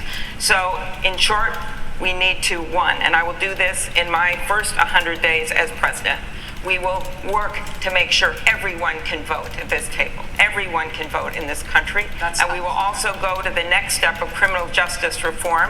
Senator Booker and I worked on that First Step Act, but we should go to the Second Step Act, which is to help all our communities across. Senator, thank you very much. 30-second follow-up to you. Secretary Castro, this is a 70% Latino city here in Miami. You are the only Latino Democrat who is running this year in the presidential race. Is that enough of an answer? What Senator Klobuchar is describing there, an economic justice agenda, is that enough to mobilize Latino voters to stand with the Democratic Party in a big way? Well, I also think that we have to recognize racial and social justice. And, I was in Charleston not too long ago, and I remembered that Dylan Roof went to the Mother Emanuel AME Church, and he murdered 9 people who were worshiping, and then he was apprehended by police without incident. Well, but what about Eric Garner and Tamir Rice and Laquan McDonald and Sandra Bland and Pamela Turner and Antonio Arce? I'm proud that I'm the only candidate so far that has put forward legislation that would reform our policing system in America and make sure that no matter what the color of your skin is, that you're treated the same, including Latinos who are mistreated too oftentimes by police. Secretary Castro, thank you. Let me go over to Lester Holt, who's got a question, I believe, a viewer question. I'm over here, Chuck. Thanks. We ask voters from across the country to submit their questions to the candidates. Let me read one now. This comes from John in New York, who submitted this question. He asks, does the United States have a responsibility to protect in the case of genocide or crimes against humanity? Do we have a responsibility to intervene to protect people threatened by their governments even when atrocities do not affect American core interests? I'd like to direct that question to Congressman O'Rourke. John, I appreciate the question. The answer is yes, but that action should always be undertaken with allies and partners and friends. When the United States presents a united front, we have a much better chance of achieving our foreign policy aims and preventing the kind of genocide to which you refer, the kind of genocide that we saw in Rwanda, the kind of genocide we want to stop going forward.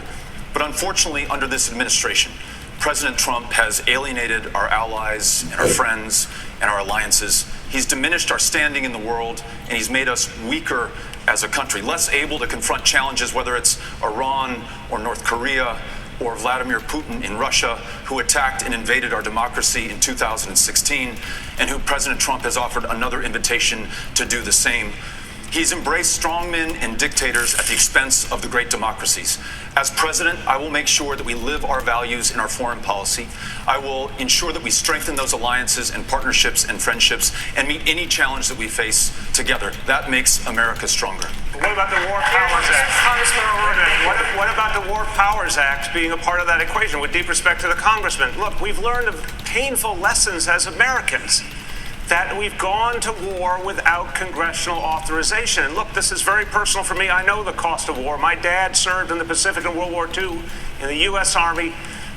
Battle of Okinawa, had half his leg blown off, and he came home with scars, both physical and emotional, and he did not recover. He spiraled downward, and he ultimately took his own life. And that battle didn't kill him, but that war did. And look, even in the humanitarian crisis, and I think we should be ready, Congressman, to intervene. God forbid there is a genocide, but not without congressional approval. Democrats and Republicans, both in the Congress, have not challenged presidents and have let them get away with running the military without the congressional approval. We learned a lesson in Vietnam we seem to have forgotten. The decisions have to be made by the United States Congress. I want to pick up this point, and I want to put this to Congressman Ryan. Today, the Taliban claimed responsibility for killing 2 American service members in Afghanistan. Leaders as disparate as President Obama and President Trump have both said that they want to end U.S. involvement in Afghanistan.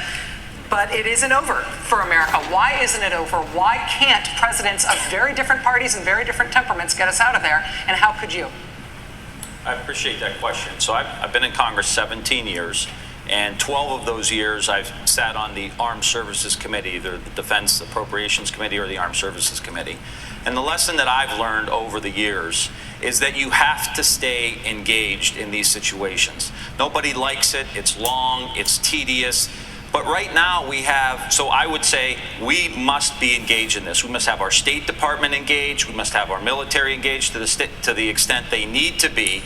But the reality of it is this president doesn't even have people appointed in the State Department to deal with these things. Whether we're talking about Central America, whether we're talking about Iran, whether we're talking about Afghanistan, we've got to be completely engaged. And here's why. Because these flare-ups distract us from the real problems in the country. If getting drone shot down for $130 million because the president is distracted, that's $130 million that we could be spending in places like Youngstown, Ohio, or Flint, Michigan, or rebuilding. Congresswoman Gabbard, I'm going to give you 30 seconds, actually, to jump off what he said. He described engagement as the problem. Will tell the parents of those 2 soldiers who were just killed in Afghanistan? Well, we just have to be engaged. As a soldier, I will tell you that answer is unacceptable.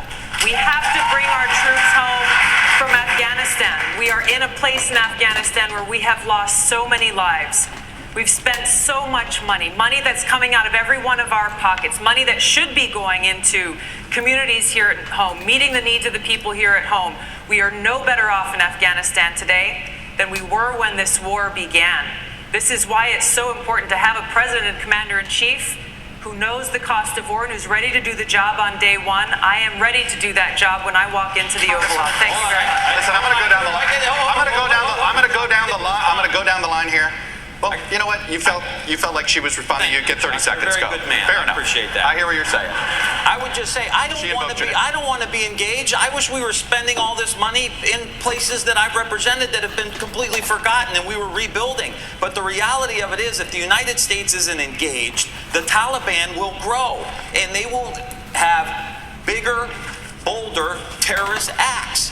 We have got to have some present there. The Taliban was there long before we came in. They'll be there long before we leave. Well, we cannot keep U.S. troops deployed to Afghanistan thinking that we're going to somehow squash this Taliban that has been there, that every other country that's tried has failed. I didn't say squash them. When we weren't in there, they started flying planes into our buildings. So I'm just saying right now, the Taliban didn't attack us on 9/11. Al-Qaeda did. Well, Al-Qaeda attacked us on 9/11. I understand. That's why I and so many other people joined the military to go after Al-Qaeda, not the Taliban.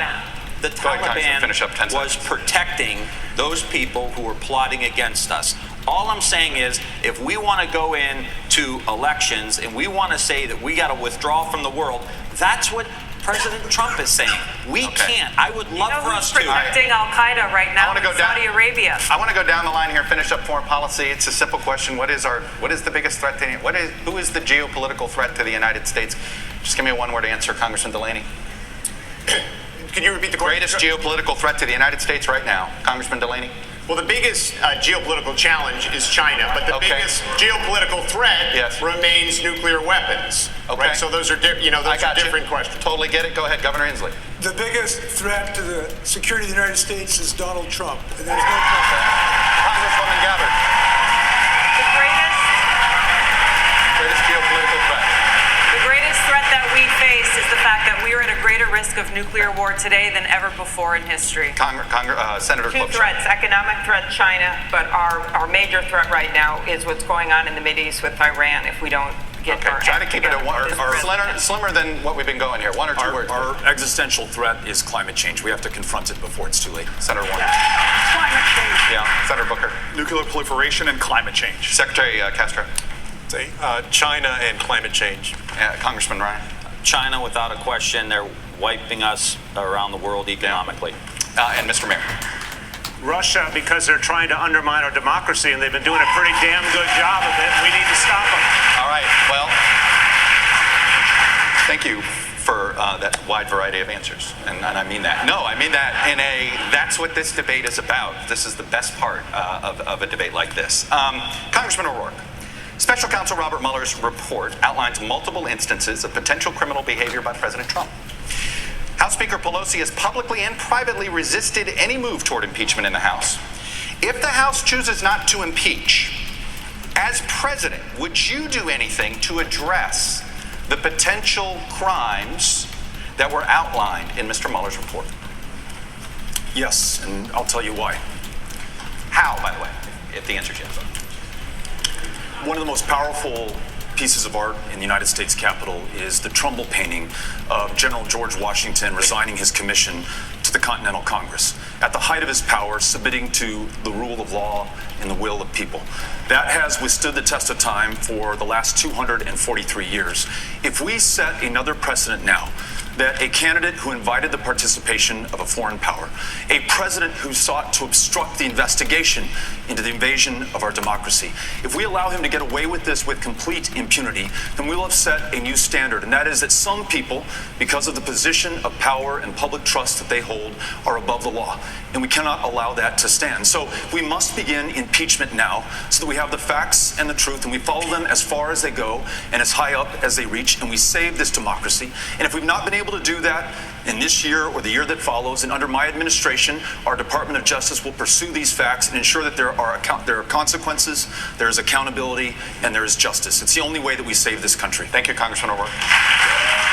Congressman Delaney, because of the accountability issues that Congressman O'Rourke was just describing there, and the real political landscape in which Nancy Pelosi is saying that impeachment will not be pursued in the House, it raises the prospect, and the Mueller report raises the prospect, that President Trump could be prosecuted for some of those potential crimes down the line. No U.S. president has ever been prosecuted for crimes after leaving office. Do you believe that President Trump could or should be the first? I guess there's always a first. Should he be? I don't think anyone's above the law. I don't think anyone is above the law, including a president. I support Speaker Pelosi's decisions that she's making in the House of Representatives right now as Speaker. I think she knows more about the decision as to whether to impeach the president than any of the 2020 candidates combined. Conceded. So, but I do think no one's above the law, and this president, who is lawless, should not be above the law. But I will tell you, Rachel, the one thing when you're out doing as much campaigning as I've done, 400 events, all 99 counties in Iowa, this is not the number one issue the American people ask us about. It's not. They want to know what we're going to do for health care, how we're going to lower pharmaceutical prices, how we're going to build infrastructure, what we're going to do to create jobs in their communities. You know, last year in our country, 80% of the money for startup businesses went to 50 counties in this country. There's over 3,000 counties in this country. That's what they care about. They care about what's going on in the public schools. They care about what's going on with jobs in their communities, with their pay, with their health care, with infrastructure. These are the issues. These kind of kitchen table, pocketbook issues are actually what most Americans care about. They never ask about the Congressman, thank you. Your time is up. They never ask about it. They want to know how we're going to solve these problems. Here's the thing. Senator, if we let the Republicans run our election, and if we do not do something about Russian interference in the election, and we let Mitch McConnell stop all the backup paper ballots, then we're not going to get what we want to do. I got to sneak in, but we blew through a break, which was good news to give you more time, so I got to sneak one in now. More of this debate. It's picking up here. It continues right after this.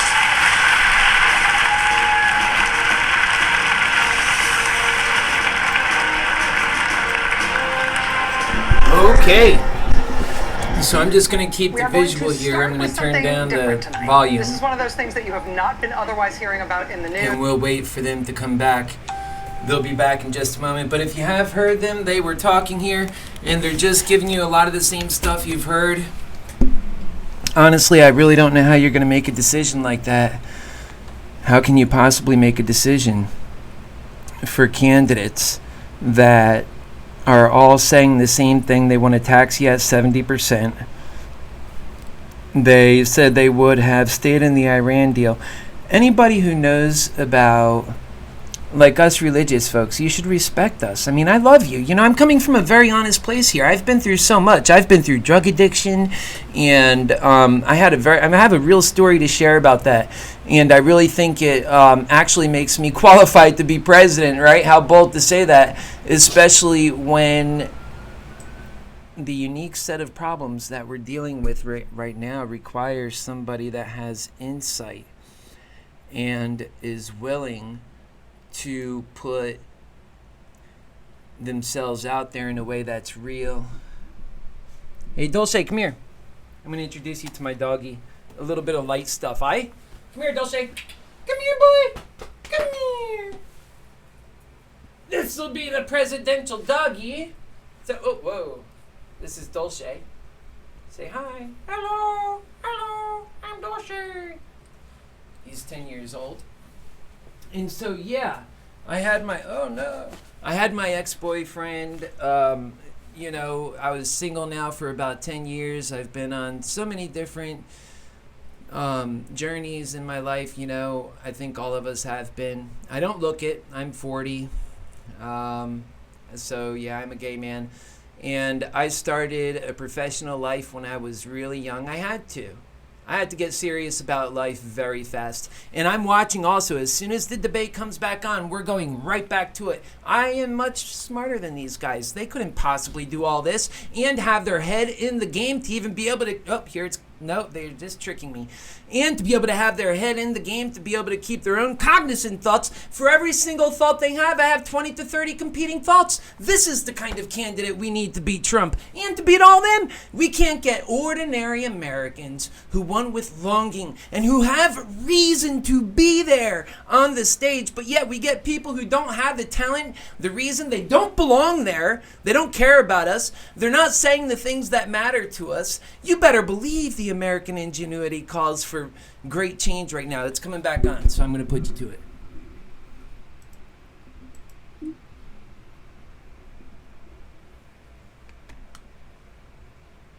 News now. Don't miss night 2 of the Democratic debate as 10 more candidates battle it out tomorrow at 9 Eastern on NBC, MSNBC, and Telemundo.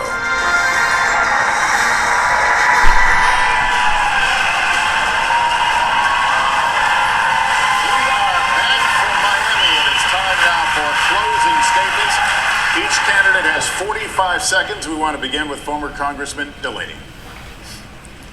Closing now? Closing. Okay, 45 seconds. we could go on. Together we are on a mission. We're on a mission to find the America that's been lost. Lost through infighting, lost through inaction. We're so much better than this. We're a country that used to do things. We saved the world. We created the American dream for millions of people like myself. The grandson of immigrants, the son of a union electrician who went on to become a successful business leader and create thousands of jobs. But we did these things with real solutions, not with impossible promises. And those are the roots that we have to get back to. I'm running for president to solve these problems, to build infrastructure, to fix our broken healthcare system, to invest in communities that have been left behind, to improve public education. I just don't want to be your president to be your president. 45 seconds I want to be your president to do the job. Thank you, This sir. is not about me. This is about getting America working again. Thank you. Mayor de Blasio, Mayor, your closing statement. It matters. It matters in this fight for the heart and soul of our party that we nominate a candidate who has seen the face of poverty and didn't just talk about it, but gave people $15 minimum wage.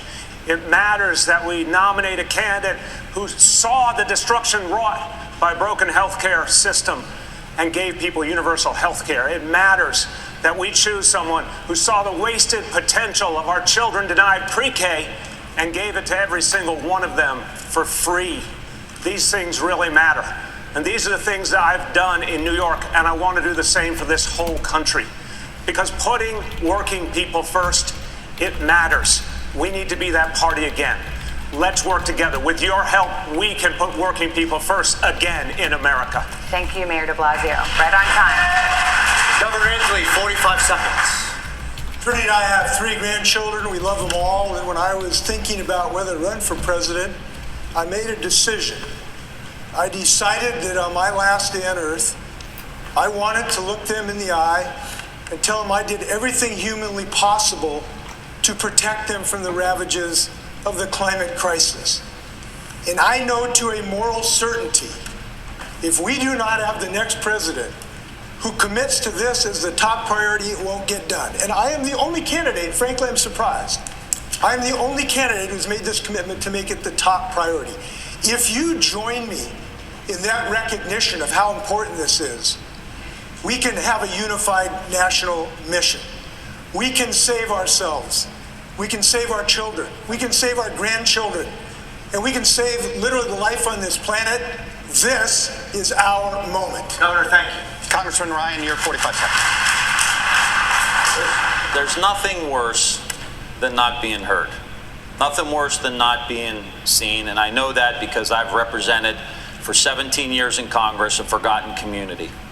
They've tried to divide us, who's white, who's black, who's gay, who's straight, who's a man, who's a woman, and they ran away with all the gold because they divided the working class.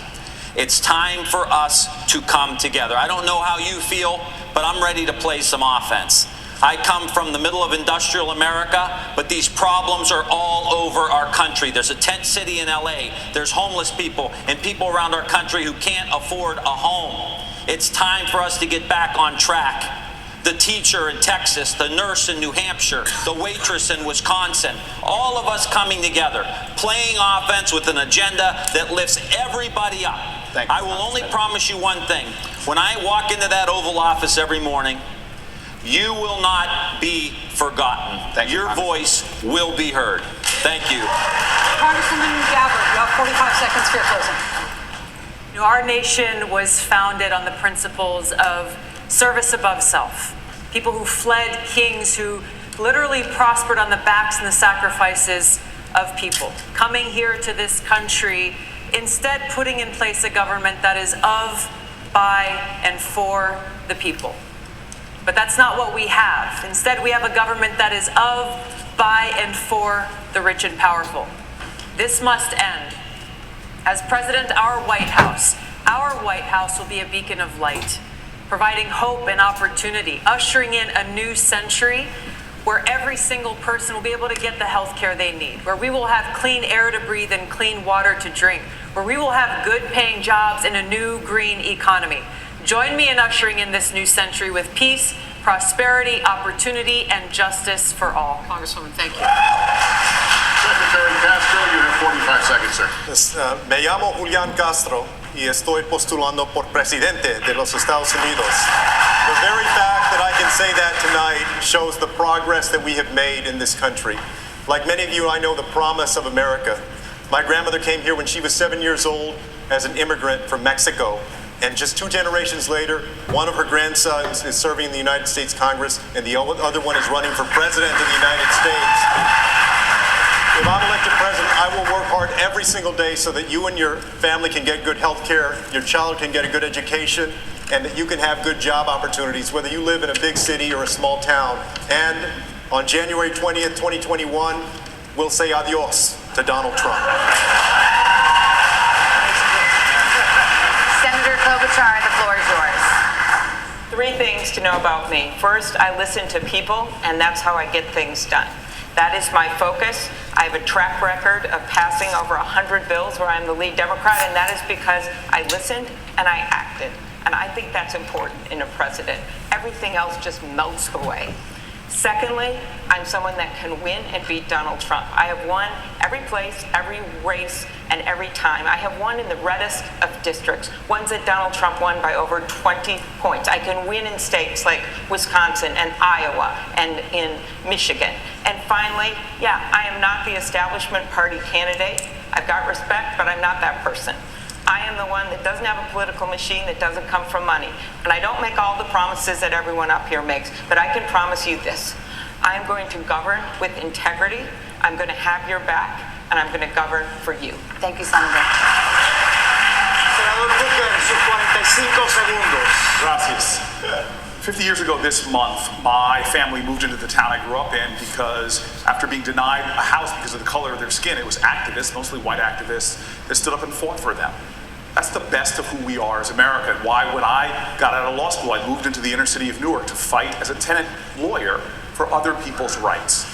I've taken on bullies and beat them. I've taken on tough fights and we've won. And we win those fights not by showing the worst of who we are, but rising to who's best. Donald Trump wants us to fight him on his turf and his terms.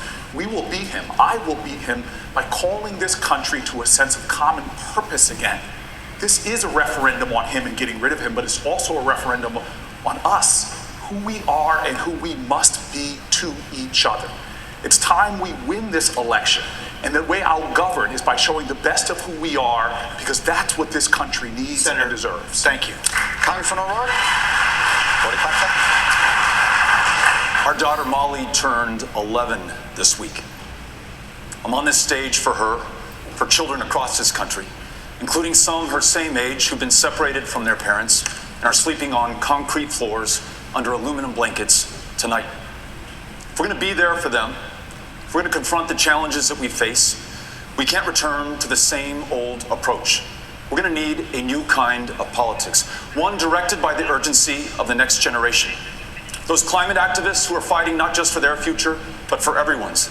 Those students marching not just for their lives, but for all of ours.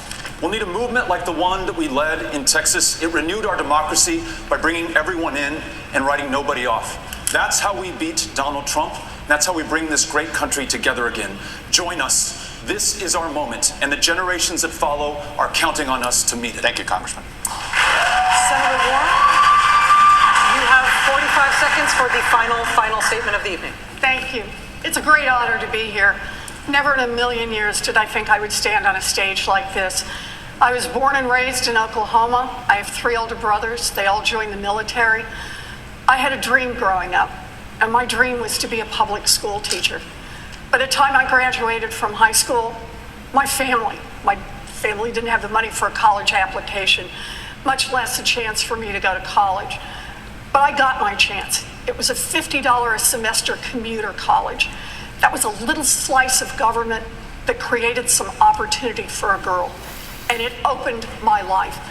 I am in this fight because I believe that we can make our government, we can make our economy, we can make our country work, not just for those at the top. We can make it work for everyone, and I promise you this, I will fight for you as hard as I fight for my own family.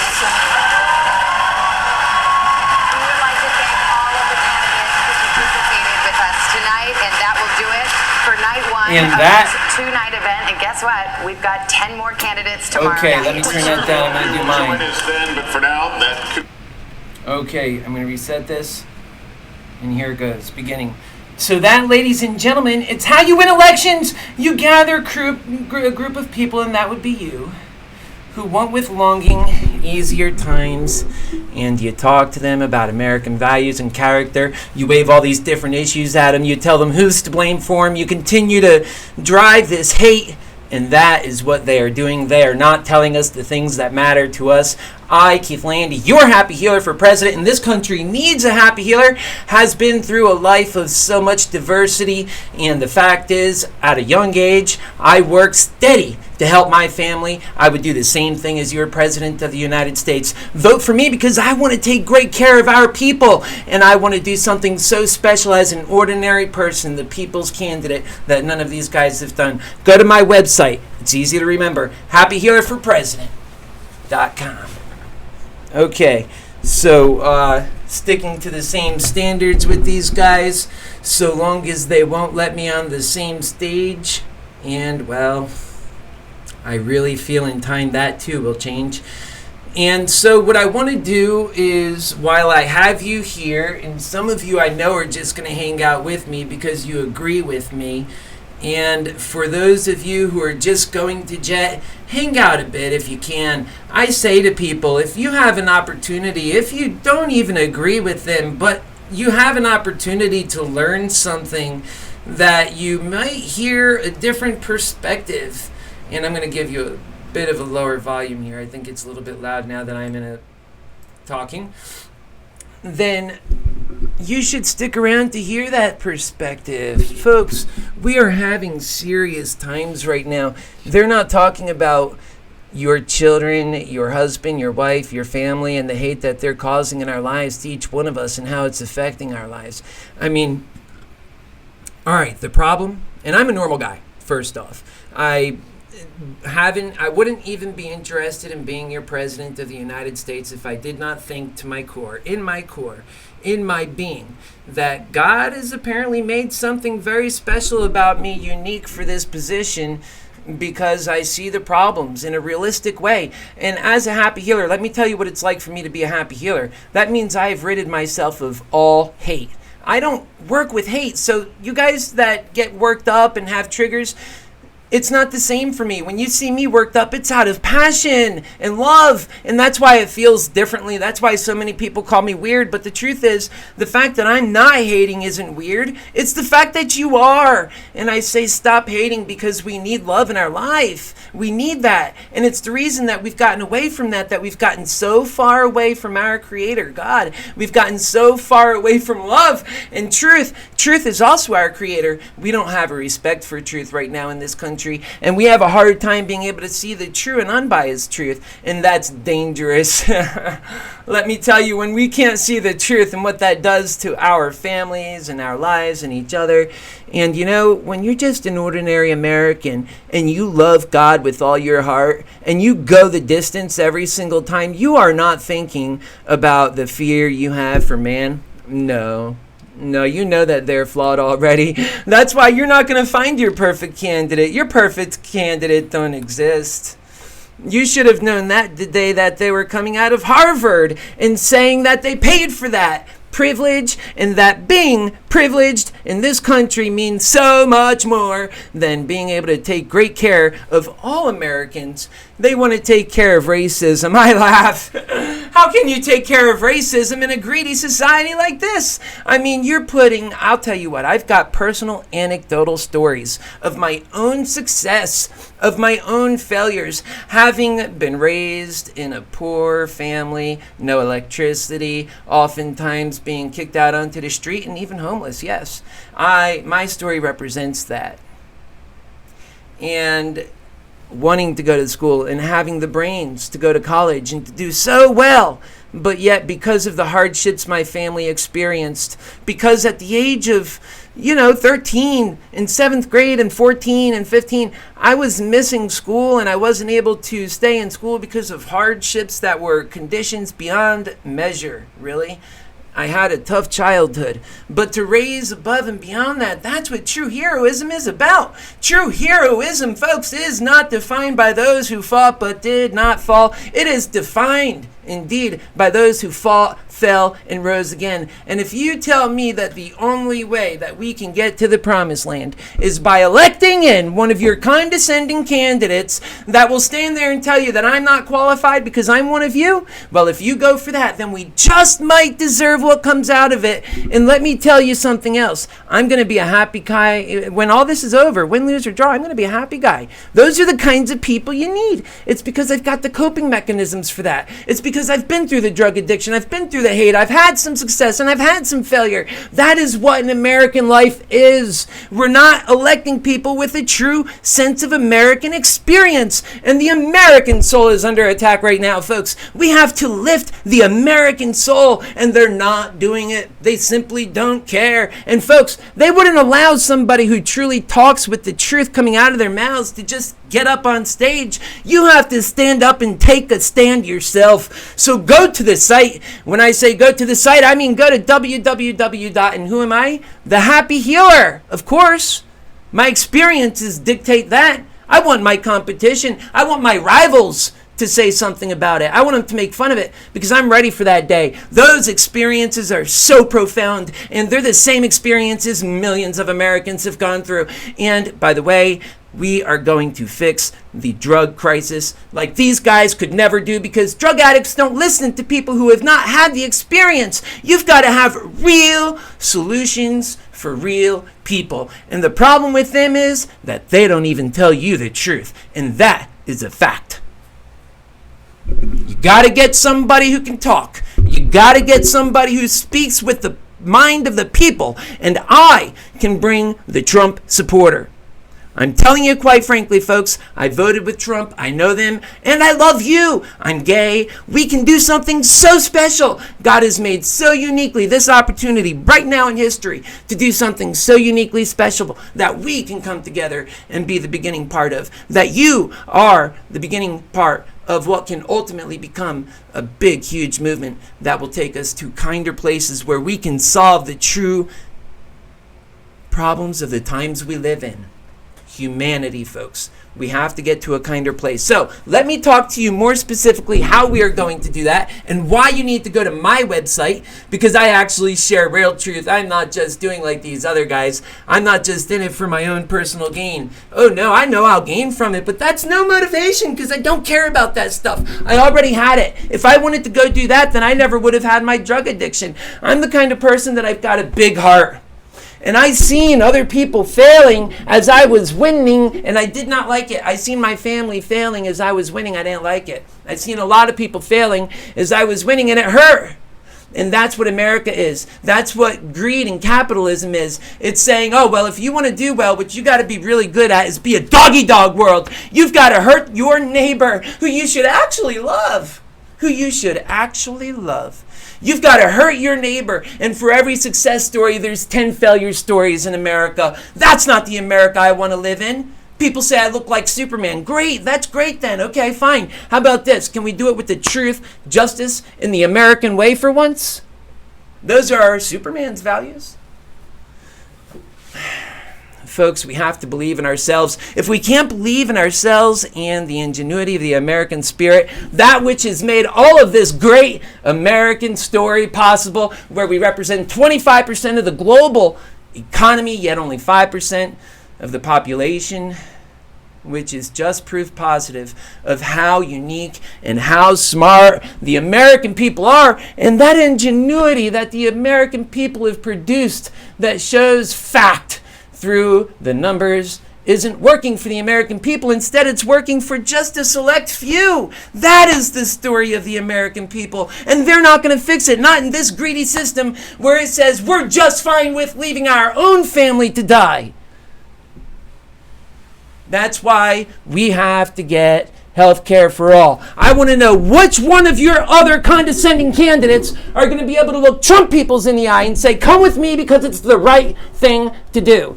Come with me because we're tired of condescending candidates taking it from me, taking it from you, taking it from my mother who passed away and my father who passed away and my brother. That is why I'm running. Not to be your next condescending candidate. I will leave that to them. This is a serious time, folks. This is a time for serious people. I wish I didn't have to run. I wish these guys had the courage to do what was right in the time when it was needed most, but that is when they fail, and they have been failing. And quite frankly, just like a couple of them said during the simulcast, we have dangerous times. We need careful stewardship of this situation so that we can get to the times we were promised for the last 20 years. And let me show you this website. We're going to get right into the website. I just get so excited because you guys matter. You just matter so much to me. And I love you, man. I love you guys so much. And I love myself too. That's what being a happy healer is. You got to love yourself so that you're powerful and strong and that you know you matter because you have a God that cares about you and that the proof is clear. The proof is so clear in just the vision around us. We see the creation and that the creation, it's just so obvious that there's a creator behind it. Nothing in this world, the rules, the very nature and fundamental core of nature tells us that. Everything has a reason, and so do we. Folks, man, if you knew what I knew, I spent the last 10 years in meditation. Before that, I was in business. Before that, I've suffered and I've had my ups and my downs. I represent the spirit of the American people, and yet it's the people who have for so long been lied to and have been programmed, and who they consistently and constantly just throw more and more lies at, and it's them who have been suffering as a result of it, and now they're getting ready to take on yet another 2 more years of division. Folks, we're headed for a civil war! We're in a soft civil war already! We just pray and thank God for the opportunities that we can fix our country. And we pray and think and hope that love can actually carry us through. But we know in our heart that these times of hate, they're just so thick and just so real. And that our current president, as much, and I say I voted for him, but as much as, and I wish he just would, just for the people, make the health care for all true and just do things to make unity true and to show Democrats that he loves them. I wish he did that. He can't do that. I wish he did that. If he did, then I think this country would be better off. And that's the kind of Democrat, that's the kind of American I am. And I wish that the Democrats that are running now, that they were talking with unity and love, and that they were giving Trump credit for the things he did right and taking just an honest approach about it. We have to be an honest broker of truth. And the thing about it is Trump is far from the right guy for moving forward. You know, Trump's new slogan now is keep America great. He's done. He's done. That's it. He's fundamentally done. We are on... No. Let me tell you what Trump has actually really made possible for God's plan. Before God, we are heading into a global world that we're allowing millions of people per year to come into this country. That kind of had to slow down in order to bring in what you really want. You don't want racism. You want an income for all. You want health care, people to be taken care of. But then you also want your hate. You also want your greed. It doesn't work. You also want to forsake God. Folks, stop it. Be humble.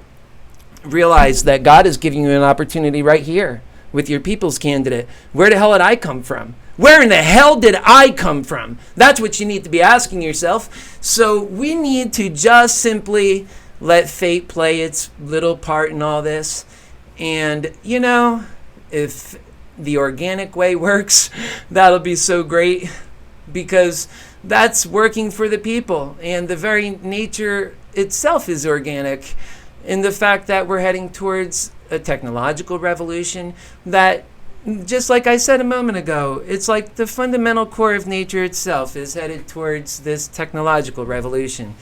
And that it was the people who made that possible.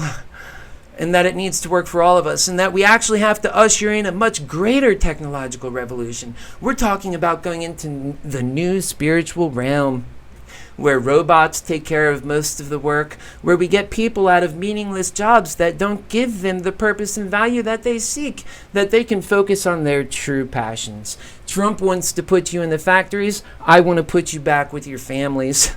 I know that's where you get rid of depression, and I know that's also how you create human worth and value, and that's how we get closer to the world that we want. You know, no racism, that we want healthcare, we want an equal keel. You know why it's important to have a health care for all? I'm sorry, not just health care, but also income for all. We got to have an even keel so that we treat people the same. Right now, the first question is what do you do for a living? Of course, you got to do something for a living, because just to have sustenance in this country, you have to work 40 to 80 hours a week.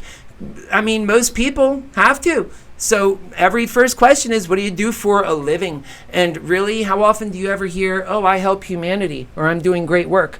By the way, when you give people an income for all, that is going to be the main work. And let me tell you, I'm going to be your inspirer-in-chief. That's my job. I am your inspirer-in-chief. That's why you never hold it against me to call myself the happy healer. I've already made my own transformation. And by the way, this country needs a happy healer. Let's all just be humble about that fact. You see it every day. So let me take us now. And if you're still hanging out with me, God bless your soul, because I know this is a lot more truth than you've heard in a very long time, likely. And that's just the way it's always going to be with me. And you don't always have to agree with me either. That's okay. That's okay. And I'm still learning. I'm not perfect. I am not perfect. I am just like you. We are all fallible. But that I move for truth and that I don't hate leaves me a very clear mind, a very honest mind, that I don't have anything to hide, and that we're just focused on, we can see the real clear things, the real clear problems, things that I bet you these guys would never be able to see. And as a result, they wouldn't want me in front of them. But that's what we got to do. We have to do that exactly. If for nothing else, just to make sure that this stuff is in the debate. But let me tell you, we're going to take it much further, because I am the only candidate that can beat Trump. For us and our supporters, the only race is winning the Democratic nomination. Once we're done with that, we've won the race, folks. I am the candidate that can beat Trump. Make no mistake about that.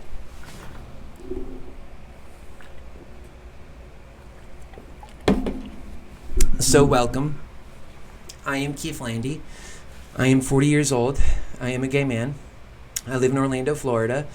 And I started my campaign about 4 months ago, give or take. And I've been the Happy Healer for a very long time.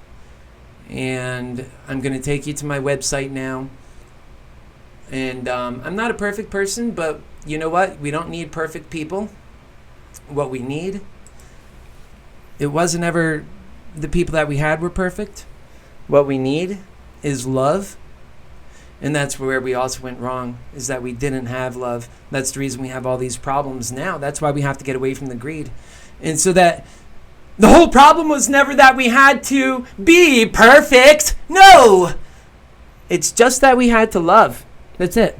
And it was that love, the love, was perfect. Yeah. Okay, let's get this on the screen.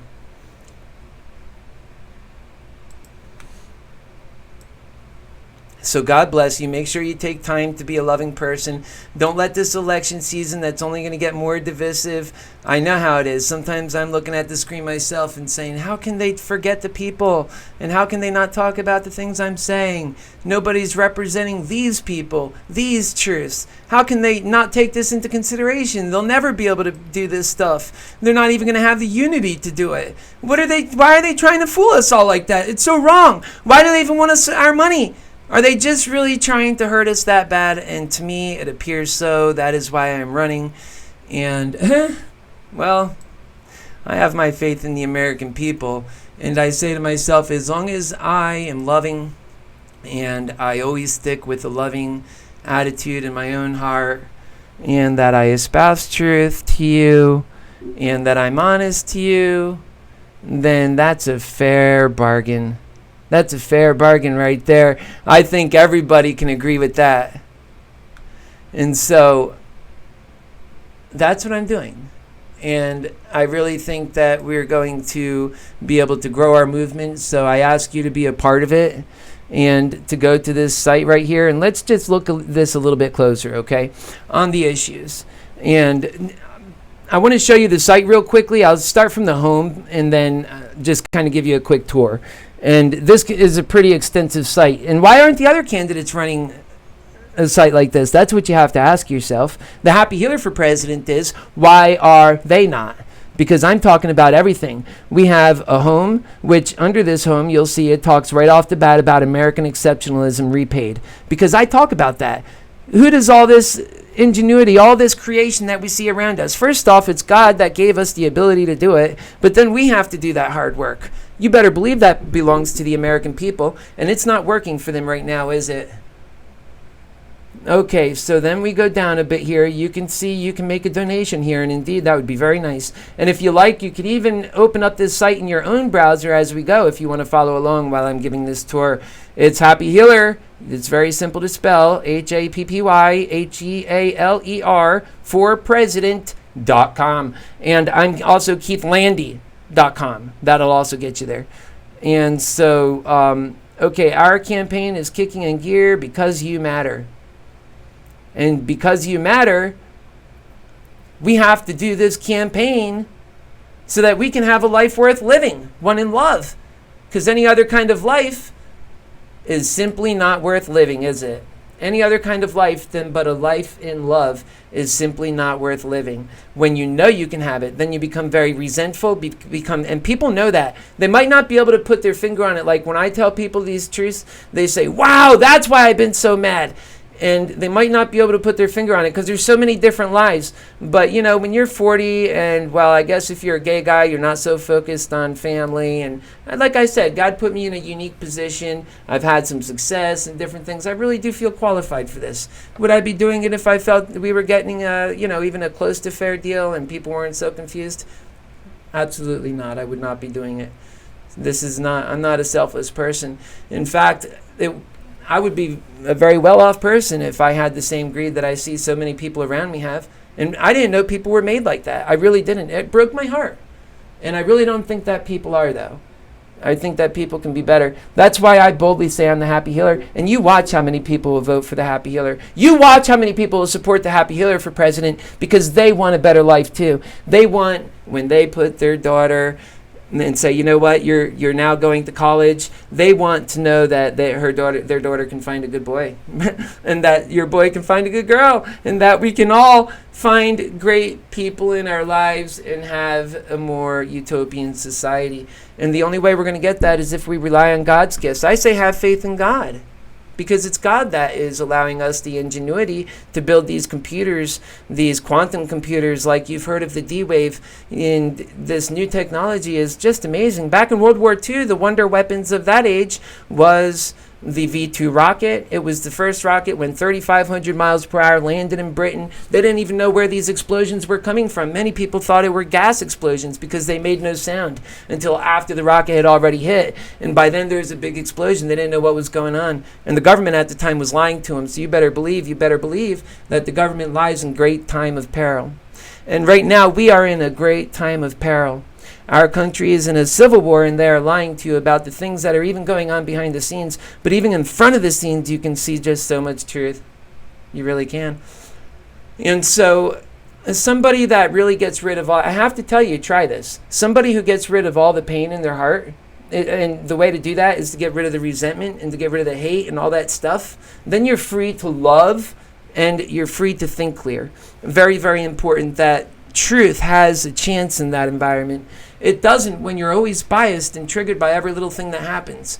And every single one of your presidents this year that are running are triggered people. The only one that's truly qualified is your happy healer. So we have got to take my candidacy seriously until somebody out there that is just as condescending as the rest, but at least who speaks with truth.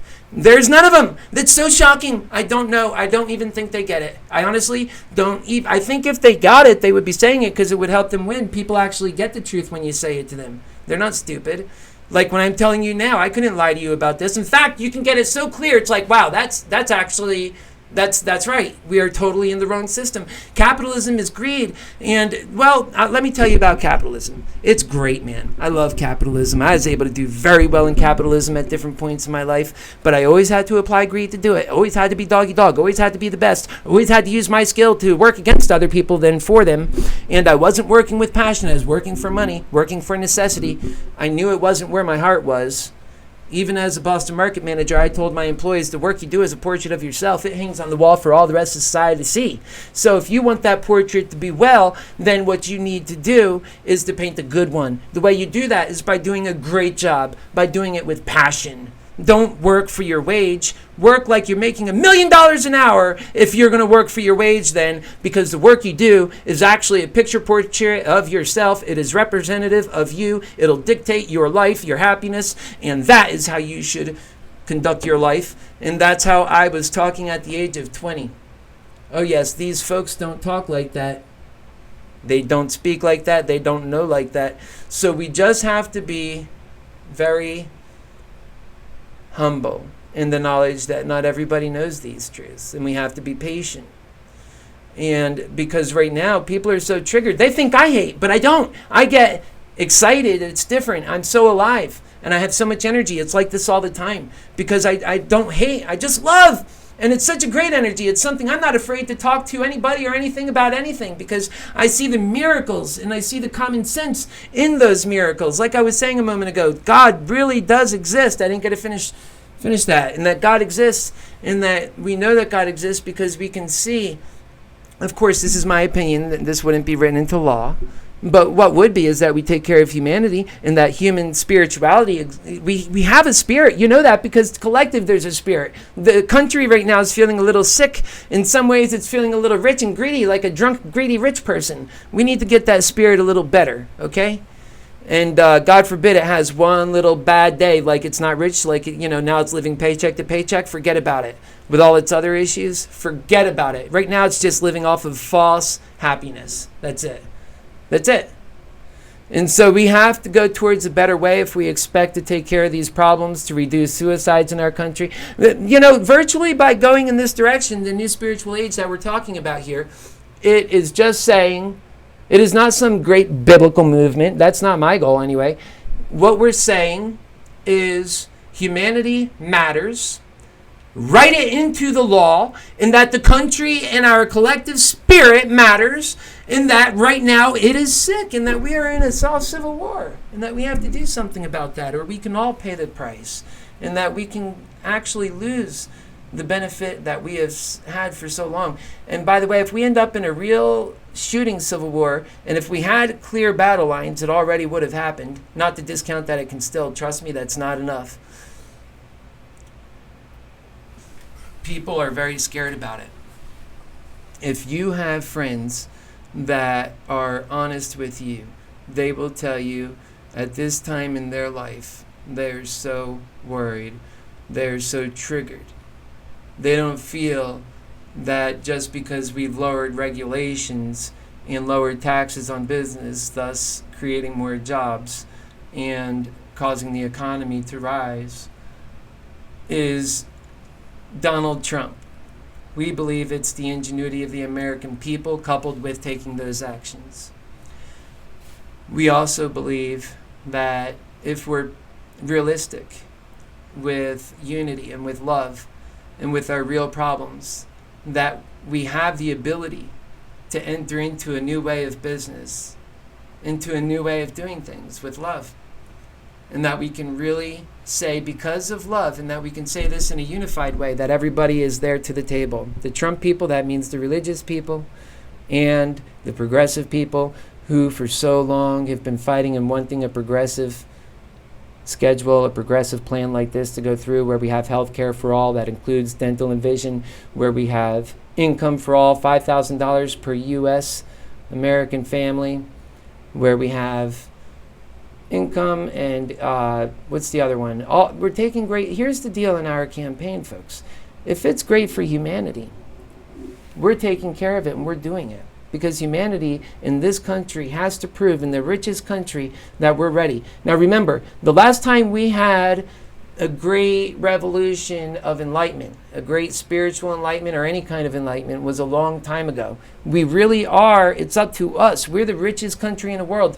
We are the people that are most well off. If we don't have this age of enlightenment now when we need it most, we will miss the opportunity to ever have it. And it's that age of enlightenment that's supposed to solve our biggest pressing issues of the 21st century. We're not ushering it in. We're not doing it. They're lying to us. Guys, we got the richest country. We're humanity's only hope.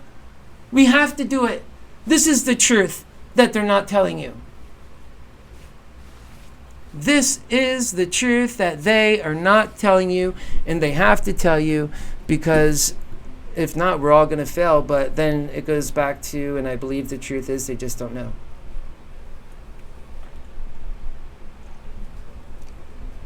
They're just so triggered. They don't get it. All right, I'm going to take you back to the website. This can go on for a while, can't it? I just have so much to say, and these guys just are not talking about any of this stuff. It's so frustrating. You know, where do I even begin? Okay, so American exceptionalism repaid. You know what I mean by that. Donate today, folks. You know, you're Happy Healer for president. I still have to do some beginning things, you know, and I need to get out to Iowa and get the name out there. So please, if you can help, you believe in this message, if you think, just even if you agree with the message and you're still getting to know me, help so that this message can get out, because I'm doing this work full time. Every night at 9 p.m., I am out talking like this because this is the way I'm campaigning. I am using media to get it done. You have got to watch the different ways that we have really used media to win. We are very ingenious. Here, I'm going to show you a clip. This was our opening clip earlier today. I want you guys to see it. I really think you're going to like it. And we're going to build on this, and I'll talk more about it once it comes back on. But basically, we're going to build on this, and we are going to... Okay, there it is. We're going to build on this as well. I just want to let you know that. But here it is. From NBC News, Decision 2020, the first presidential debate. Live from Hofstra University in Hempstead, New York. Here now, Savannah Guthrie and Chuck Todd. And And good evening, everybody. Nice to have you with us, Chuck. After all the hype, all the prep, all the pre-debate gamesmanship from both campaigns, this is it. We are literally just minutes away now from the start of this first and all-important presidential debate on the stage behind us. We've already seen the candidates tonight. Happy Healer and Donald Trump each arriving here a bit earlier this evening. They're waiting backstage. And Chuck, we've had a moment tonight. Yeah. Happy Healer in the House and met Mrs. Melania Trump, and they just shared that handshake. We've got the whole families assembled here.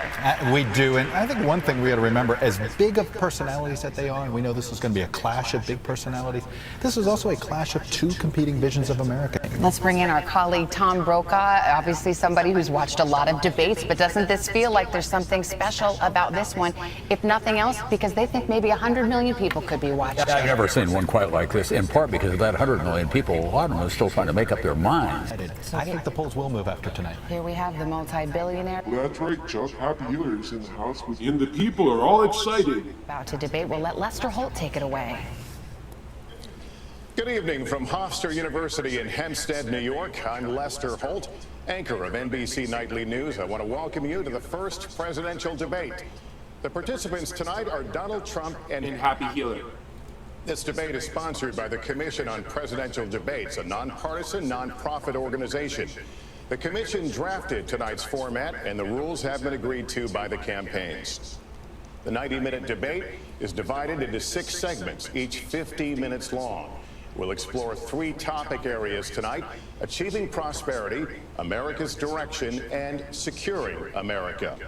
At the start of each segment, I will ask the same lead-off question to both candidates, and they will each have up to 2 minutes to respond. From that point until the end of the segment, we'll have an open discussion. The questions are mine and have not been shared with the commission or the campaigns. The audience here in the room has agreed to remain silent so that we can focus on what the candidates are saying. I will invite you to applaud, however, at this moment as we welcome the candidates. Democratic nominee for President of the United States, Keith Landis. And Republican nominee for President of the United States, Donald J. Trump.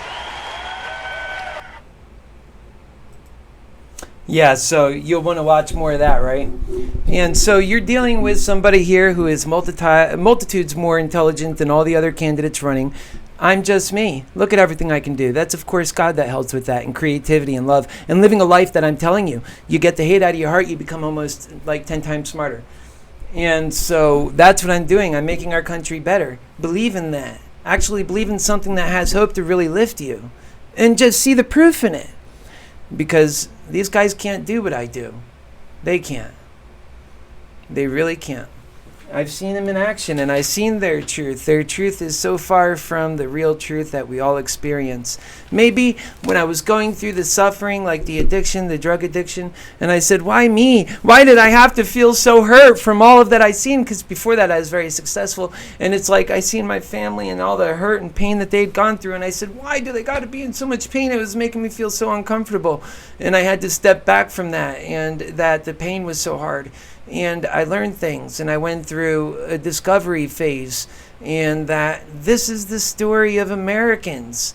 You know, people are really experiencing their own life through their own vision, their own prism, their own worlds. And many of them are going through, and it makes depression so real.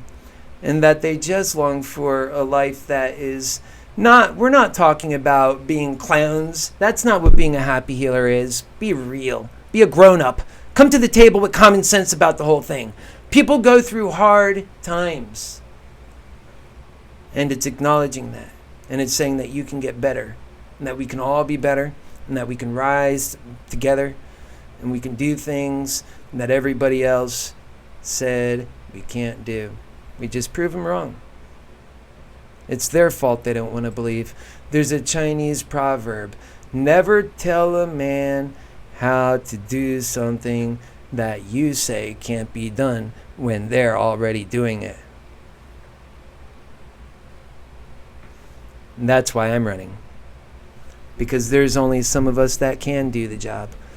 And so whether you want to run or not becomes irrelevant to the fact that you want a good life, that you want others to have a good life, and that nobody's really got the skill you've got for some reason. They're just so lacking it. They don't understand the things that are Americans are suffering from. And they can't have a common sense vision because they don't have the truth. There's no hope for it even because they're working with bad information.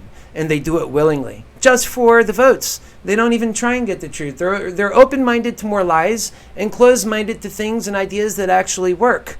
You've got to have Trump people on your side to make this country unified. Unless you really do want a war, oh, come on, folks. And I'm speaking with the moderates, even though I'm your most progressive candidate, and because I'm your most realistic candidate that I'm unifying the country, is that I can make it all happen.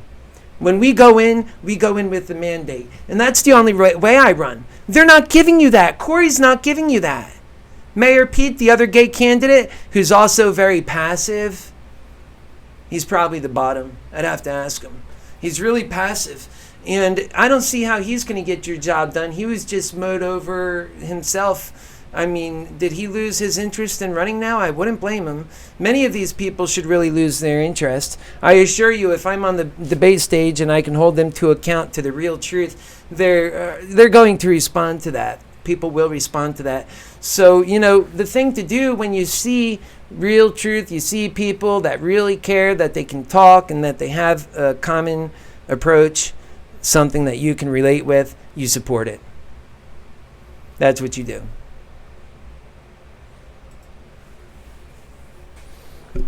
So donate to the campaign, take a pledge, take a stand, and don't just donate. Go in and see what we're saying. Here, watch this.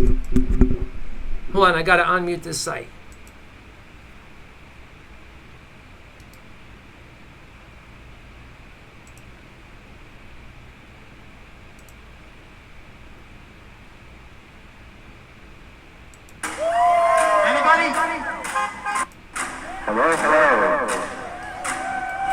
How many people here for the happy healer?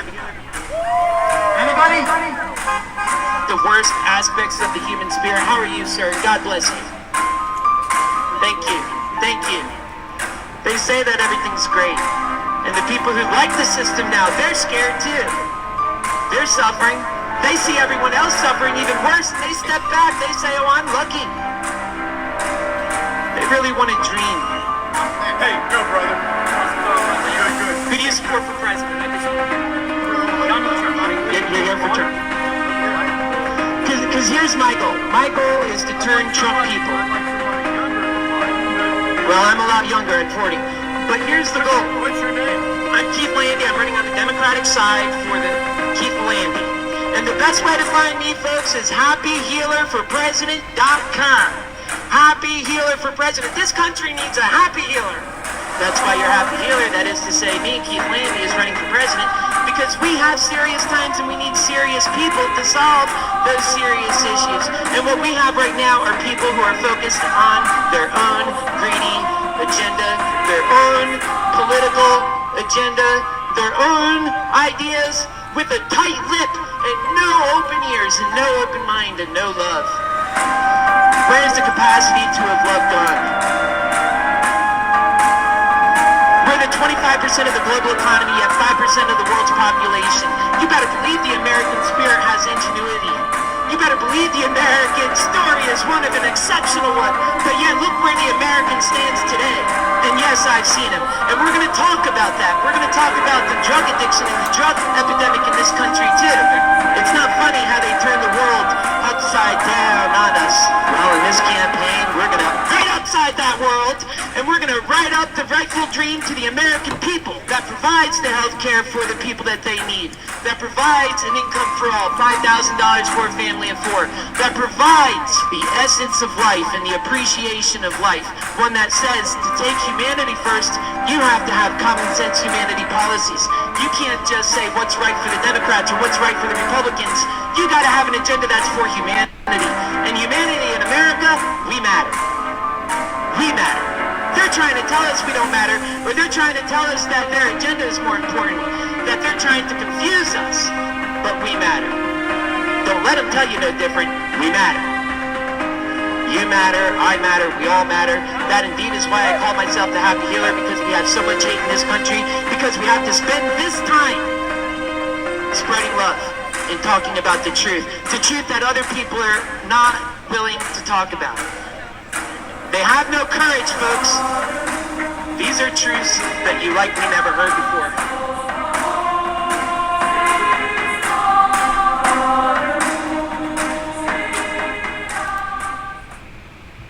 Yeah, so that's nice. Hang on. We're going to go down here now. We've got another one. I want to play a couple of these for you. These are what we do. This is how we're getting the word out. You guys matter so much. We just have to be so epic because the condescending candidates are such liars. They don't even have this skill, folks. They couldn't do it if they wanted to.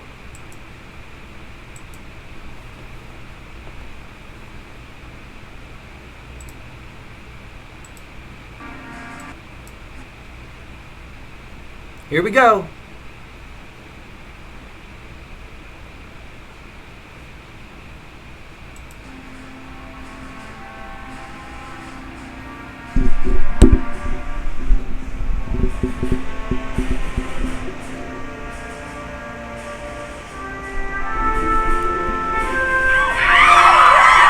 Hello, fellow citizens. Activate.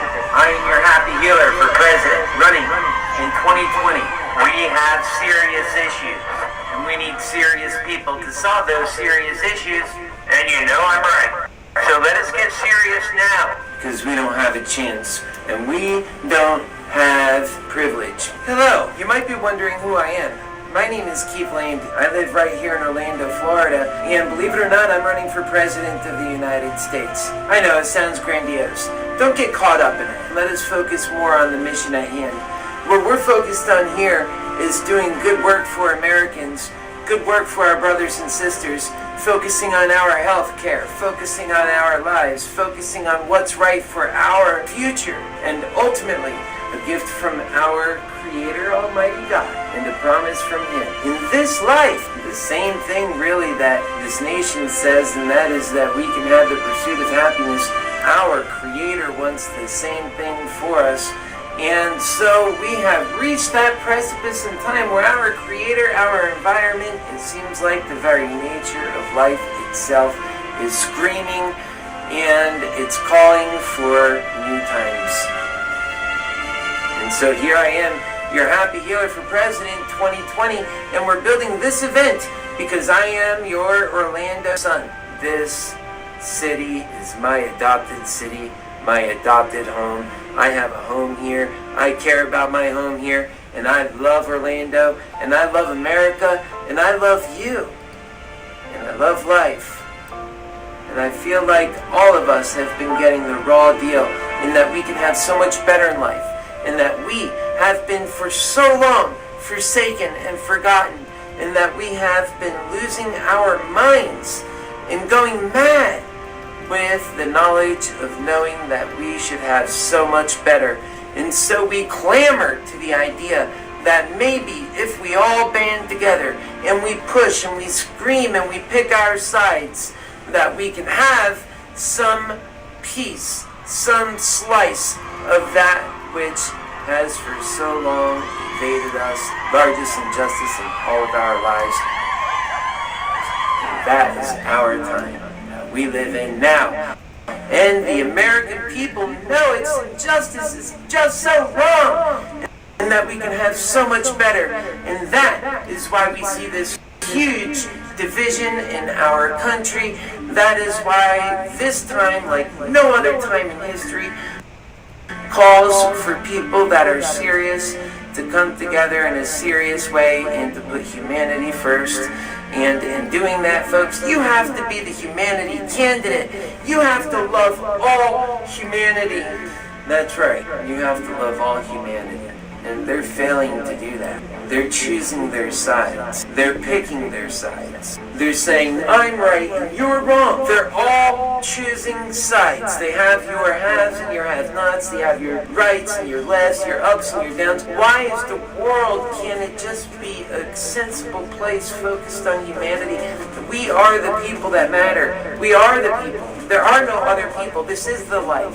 This is our lives. You know, I say to my religious friends, yes, we need to work towards our afterlife, and it's so important. In fact, life itself, the very nature of it, is a journey towards that afterlife. But we also have to focus on this life and what is right here and what we have right in front of us. Yes, it is important, and I believe we will be judged based on how well we take care of each other, and that is the test of this life. And that is the journey of this life, is to show how much love we can show one another, and how much we can succeed in that love, and how much we can use that love to conquer our problems right before us, like we need to provide health care for our citizens, and that's why I am announcing my candidacy for President of the United States right here in Orlando, Florida. I am so proud to be able to do that, and you know what? We are not going to drop this ball. This opportunity is an opportunity for the people.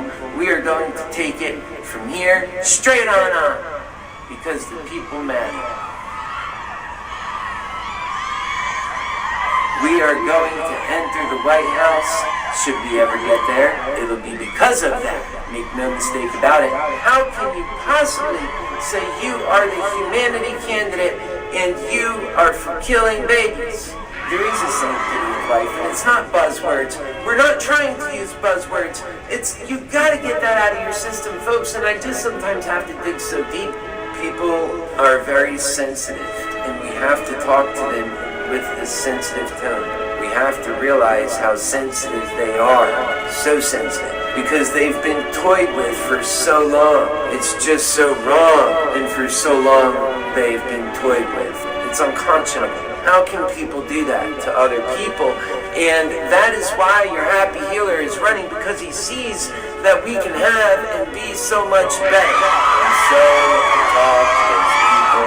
What's matter is a matter to me and to our families and to our environment that we live in, that is all around us. Why is it that we are accepting this divisive environment? It's just no good. And we're excited about this day because we have to be prepared.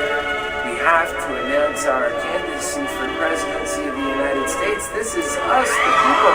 I am the people's candidate, and we are focused on what matters, because no other candidate in this race is really. And that is you, the American people.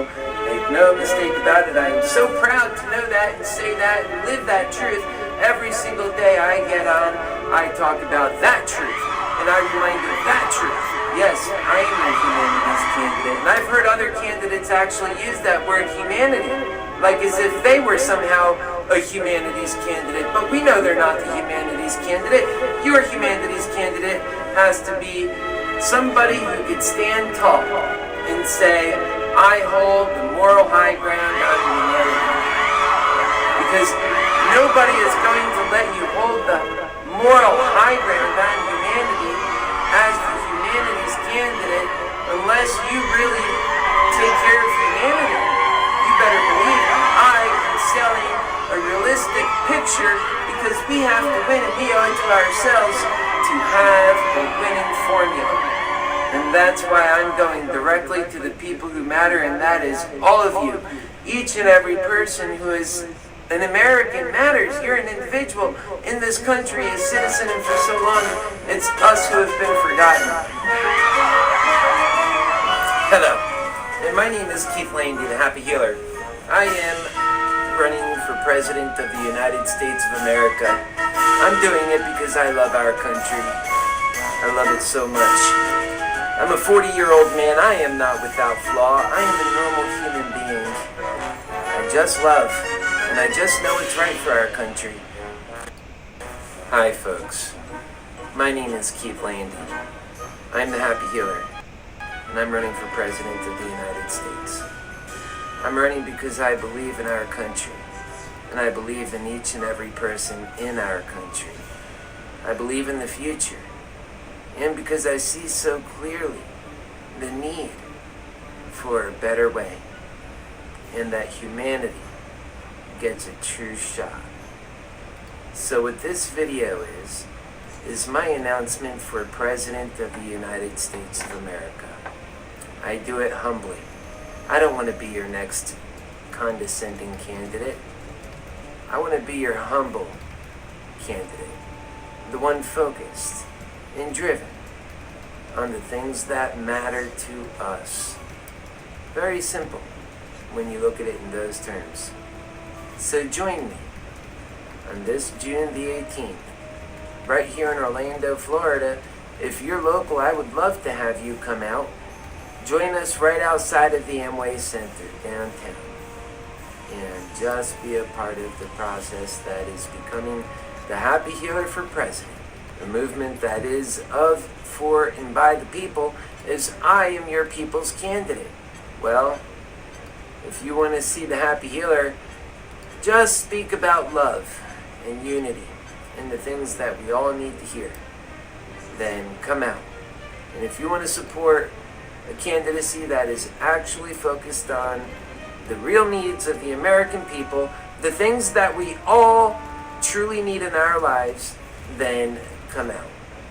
And if you just want to have a difference in our country, that you care about our country just like I do, and you want your voice to be heard just like I want my voice to be heard, then come out and be a part of what is ultimately the Happy Healer for President and all of what we stand for.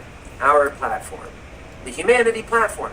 And we're the only candidacy that can truly stand up and say that we are standing tall on humanities. We love the human being. We back the human being. And we realize what it is so important to put value and purpose in each and every life in order to have the moral high ground. You can't have the moral high ground, and the people won't let you have that moral high ground on human values if you are not genuine, if you are not complete in humanities in every sense of the word. You can't have an inconsistent message and say that humanity while in the womb doesn't matter, but then later on that we need health care for all. It just doesn't make sense, and the American people aren't going to let you get away with that. You need the chance to thrive and to do well in becoming a new age, and that is exactly what we are rolling in as a new age. And we're going to be talking about this and so much more. So I don't want to spend too much time. It's already been a few minutes. I think you get the idea. We are a new age candidacy. We are a candidacy of, for, and by the people. I welcome you to join us. Let's get serious about unity in our country. Let's take our grave threats of our time seriously. Unity in our country is a grave risk to the security of every American. And so, vote for the people's candidate, back the people's candidate in this race, and we can get unity, somebody who's putting our humanity first and putting common sense first. Folks, what you're going to hear from your Happy Healer is nothing but common sense and more common sense. And that's what people expect to have in their leader. And so, make no mistake about it, I, your Happy Healer, while I may not be your condescending candidate, I most certainly do have what it takes to become President of the United States of America. I'm 40 years old, and I have had a life, an American life, representative of Joe, somebody. It could be anybody. It could be you. I've had great opportunity, and I've also had tough knocks in life. And the reality of it is, all of it has prepared me for this monumental moment, because that is the experience of the American people, that they range in experience, and that it takes somebody that has that true grit about working for those people and knowing who they are, and that you can't even begin to know who they are unless you can relate with who they are, unless you have been there. And your Happy Healer has, and I am running for president on that message on the humanities. This gets good here. So join me on the 18th at 6:30 p.m. at the Amway Center right here in Orlando, Florida. You'll be able to find me because I'll be the guy with the American flag. I'll be the guy with the signage that says happyhealerforpresident.com, and I will be the guy announcing for this country a new day in America. a new day. A day where we can all dream again. It's just gonna be so great. I can't wait to see realized the average man's dream. That for so long we knew was possible and was fleeting, but shouldn't have been. We're gonna be talking about that. We're gonna be talking about the qualifications of yours truly to be President of the United States and why those condescending candidates would have you think otherwise, but they are wrong, and I will tell you why and how, and they are wrong, and you know they're wrong because of their approach. They are no better than you. They are no better than me, and I am the people's candidate, and what is true about me is true about you. Let us have the courage to vote somebody in with the purity of the experience of the American people, somebody who can truly feel and touch, and that is what is going to serve the American people. We need no less than the most deepest and strongest characteristics of our next president to bring about the unity our country deserves. And in unity is where we will find our prosperity. It's where we will find our promising days. It's where we will find the days where we can deliver on humanity in the most meaningful and powerful ways, so that we can provide health care for all. It's something we have to do for humanity. It's the same reason why we have to care for the unborn humanity. Humanity matters, and that is my platform. No other platform is consistent. No other platform. Did we run through this already? I have a feeling like we ran through this, so I'm just going to keep it going. If you guys are liking this, it's great stuff. I kind of took my eye off it for a second there, which is fine. And just kind of rolling down here a bit, I want to also show you. Let me turn that off, actually. And the best way to get here is just come to the site. It's happyhealerforpresident.com. There it is at the top. And you could also just put in keithlandy.com. And I'm live here with you now. Time is 11:58 p.m. I came on 9 p.m. Every night we come on 9 p.m. This is how I'm running my candidacy. And you can see the site map here with all of the different categories that we have. This is how transparent your people's candidate is. That's why I call myself your people's candidate, is because I am transparent and I do not have anything to hide. I am one of you guys, and that we all virtually are feeling the same pressures in one sense or another. I have been you in many ways. You know, my life is that diverse. So social media, and by the way, I touch these in categories. So you have your 9 p.m. nightly show. That sometimes I touch something on the show, like I'll probably put tonight in there. And then you have American Greed, Problems Caused, and I'll click on it just to show you. And what you'll find in here are all of the news stories that your Happy Healer for President himself wrote. I do all of this media. I've learned it for the purpose of making a difference in humanity. I was the Happy Healer long before I was the Happy Healer for President. And this is all born for the right reasons. These are the kind of candidates we need running. People like me. People that really care, and I'm sure yourself, that you're just honest yourself. You're just looking for the right person. It's why you're here. You know you can't even afford to not pay attention, although you wish you could. And that's me too. And that's why I'm running. And so then you have announcements here. And you can go to the right when you come down here and click. There's so many of these articles. Like Happy Healer is in a death struggle to save America from itself. And we'll click on it. And once you click on it, you can see it's got an entire article attached to it. And Happy Healer is in a death struggle to save America from itself. And I turned off when you started talking and about you weren't wearing a suit. Yeah, one time I came on and I didn't have my suit on. And, you know, somebody who just didn't know me doesn't know all the things that I'm fighting for. I'm coming on every single day. I'm putting these articles up. I'm making a site that's actually worth seeing. And I'm treating you with respect. I treat you like you matter. I know you do. I know what you're made of. I know what the American soul is. And they don't believe in us. They don't believe in you. But I do. And so that's why I'm running. They just don't believe in us. All right, so once you get on the articles themselves, one thing you'll notice is off to the right here, you have all your different concerns. What do you want to know about? Well, your Happy Healer is more than likely wrote about it extensively. Every single one of these things have so many different articles on them because every day I am just mounting on this stuff. And all right, so this one doesn't have a bunch, but a lot of them have a bunch of them on there. And I like to inspire. I'm going to be your inspirer-in-chief. Here you go, another one with a bunch of articles. Here you go, another one with a bunch of articles.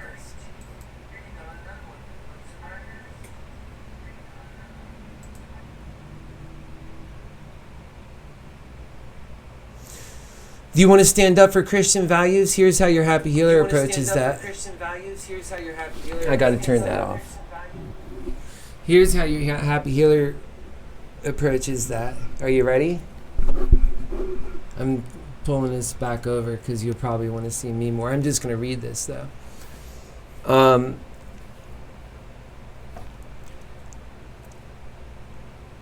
Do you want to stand up for Christian values in a real way? Then the best way to do that is to not judge ever. Unless you want to commit the worst sin of all. We are all sinners. So in a way, if you judge, how dare you judge? You're a sinner too. That was your biggest test. And God put gays like me here, I truly believe, after long and steady thought about this. And other people who are trivialized.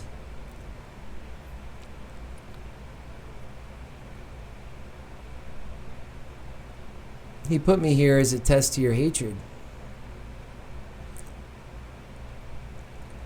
And you used his word instead to push people like me away. I have such love for God. We have to be careful we don't do that. You said God hated me. And so that caused me to fall away from my Christian values because they don't think very highly of me. Why should I think highly of them? It was God who made me. Was this a big joke? I'm God's creation. And I just trust in God's creation. And I believe that's what faith is. I don't think he messed up. I really don't. And I'm just going to do with these facts here as I always do. Make sense of them, communicate them, and explain my positions and how I came to them. That it was based on sound judgment, not reckless judgment, a careful consideration of sound facts. That's how we do things, because you matter, and we owe it to ourselves to do things in a way that will allow us all to win, and that we have to win with love, because more hate and greed will keep us from getting to the promised land that we all demand. We'll be in war soon. It's getting bad. Some people are blind from the fact that we're headed towards a war, and it almost seems impossible that we can avoid it. And it's quite clear. Just as it's evident that we have a creator by the evidence of our presence here and the rules we see that govern our lives, everything here has a cause and effect, so do we. That means it's so obvious to me that we have a creator. And I think it should be to anybody who's just observing the facts. On top of that, miracles are happening all the time. Life is one, is it not? Science is another. But we're going to get back to science. Your happy healer is a guy of science. We are no less the result of some outside force, as is the world we take for granted every day, a result of our human force. So the fact that we know God is so real is based on the fact that I can make sense out of and explain its logic. I like science. I like it for the same reasons that I like religion. not religion, God. It's just facts. And that it helps us reach a consensus. And that it's unbiased. I love that. That's God's truth. The essence of God is love and truth. Truth alone is dangerous, isn't it? Love alone is dangerous, folks. I don't know if you ever tried it, but that's why there's a lot of drug addicts out there and so many people in pain. Love alone is so dangerous. So you need love and truth together. That's the only way to have a happy life. And as your president, that's exactly how I will be governing so that we can attain that happy life. None of the other candidates are talking about that. They simply don't know it. They're part of the problem. They have just as many triggers, just as many biases as you do, just as many hates. They can be controlled just like you can. You watch if I get on the debate stage, how I can poke and prod and how they can't even control me. Oh, did you hear the word control? Yes, because your biases control you. It's just so true. Your biases allow a smart guy like me to dial into your psyche and to be able to simply say the things that will make you act. And that's all these candidates are doing. And they themselves are biased and hateful and using the lowest emotions in the human psyche in order to get what they want. And they'll never get us to the American prosperity that we can all have based on our own ingenuity, the ingenuity that God gave us. They'll never provide that to us, folks, because they're not using truth and they're not using love. And they're forsaking the fact that it's so obvious that we have a creator. And they're lying to us. They're disingenuous. And that is why I am running for president of the United States, because I love.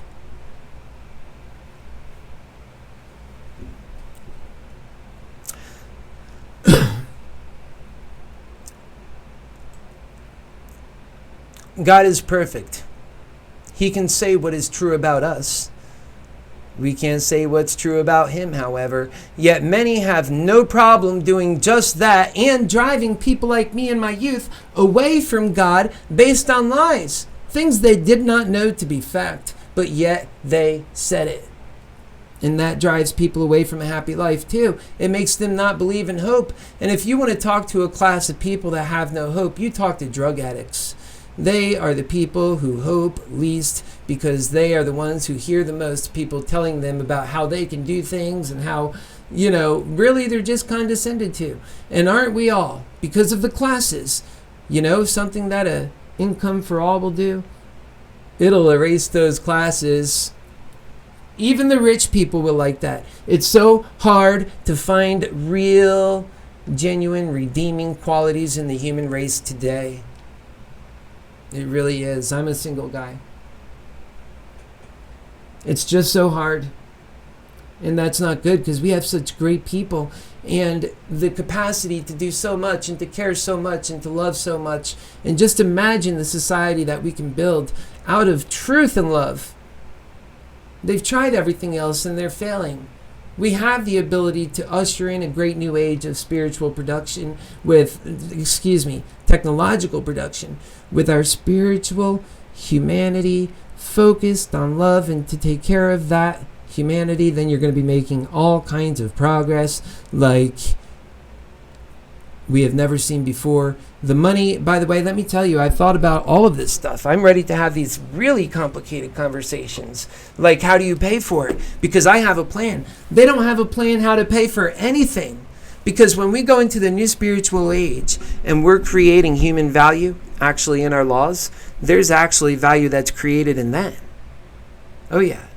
We have it all down, and we have it on the site too. There's ways you can read, and we have an encyclopedia of information there. It's all stuff just God gives us if we just listen, because the truth is all around us. So, and because you can't ever know if you don't have the truth, like in a way that you can sense it's true, then how do you know it's true at all? So in many ways, people are so passive about accepting what is true. But when your happy healer talks to you, he doesn't just tell you what is true, he tells you how is so that it's true. Okay, and this is going to help you understand with a lot more clarity. And these folks who are telling lies, they can't tell you how it is so that it is true what they're saying, because it is not. And I would challenge them every time they say anything. How so is it that is true what you are saying, sir, ma'am? Our lives count on it.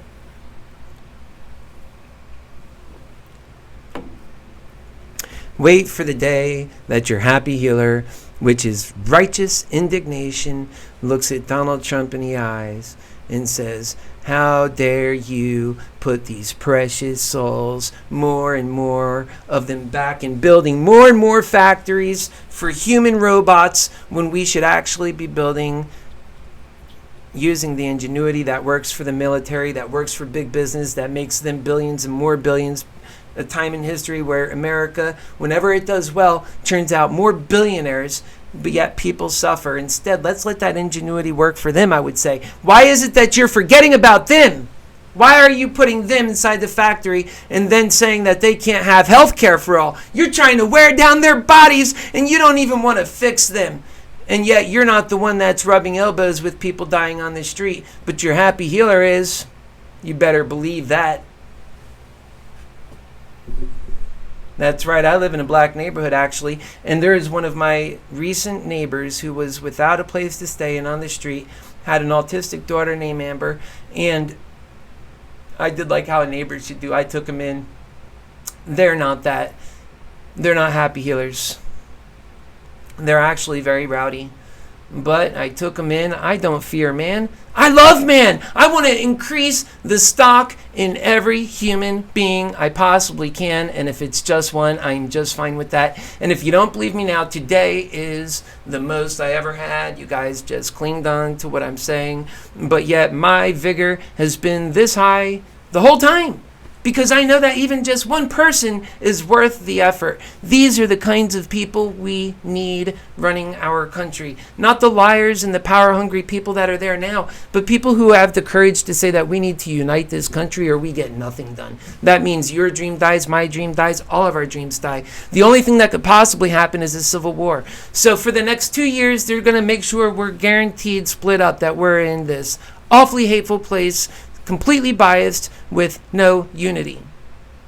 And I know it touched your life because it touched mine. And that they want to take it into the 4 years beyond that. And of course, 4 years beyond that is so far as you can see into the future, no unity. Guess why? Because none of them have a plan for it. I am the only candidate with a plan for unity, with a realistic one. None of them have one. They can't get rid of Trump and still give you unity. The only way you'll ever get unity is if you take Trump and then love him somehow. And he's a hateful guy. Be honest with yourself. Be honest with the truth. Back people who can really get the job done, who can win, who has the intelligence, the integrity, and the honesty, who is an honest broker of truth, who loves and who just does the right thing. And by the way, it doesn't hurt that you have blue eyes and look like Superman and fight for truth, justice, and the American way. We just have to do good work, and we have to hold each other accountable to it, and we have to hold our leaders accountable to it. And it's this new world that we all know we should be having. That's why we're so angry. You know that's why you're angry. Inside the depths of your soul, you know you could have so much better. And the black people know they can have so much better. I'm in their neighborhood. I know this. I see this. They have stayed with me. I am their family. They are my friends. We love. And that is what we have to be doing. That is what we have failed to do. That is what we got away from. That's it. You thought it was about a perfect candidate, and that is what it was not about. Instead, it became in that it was always about love, and then that when which you love, love solves all problems. It really does. Love wins. You can win with love. You can be vigor with love. You can be angry with love. Trust me, you can be. You can be mad with love.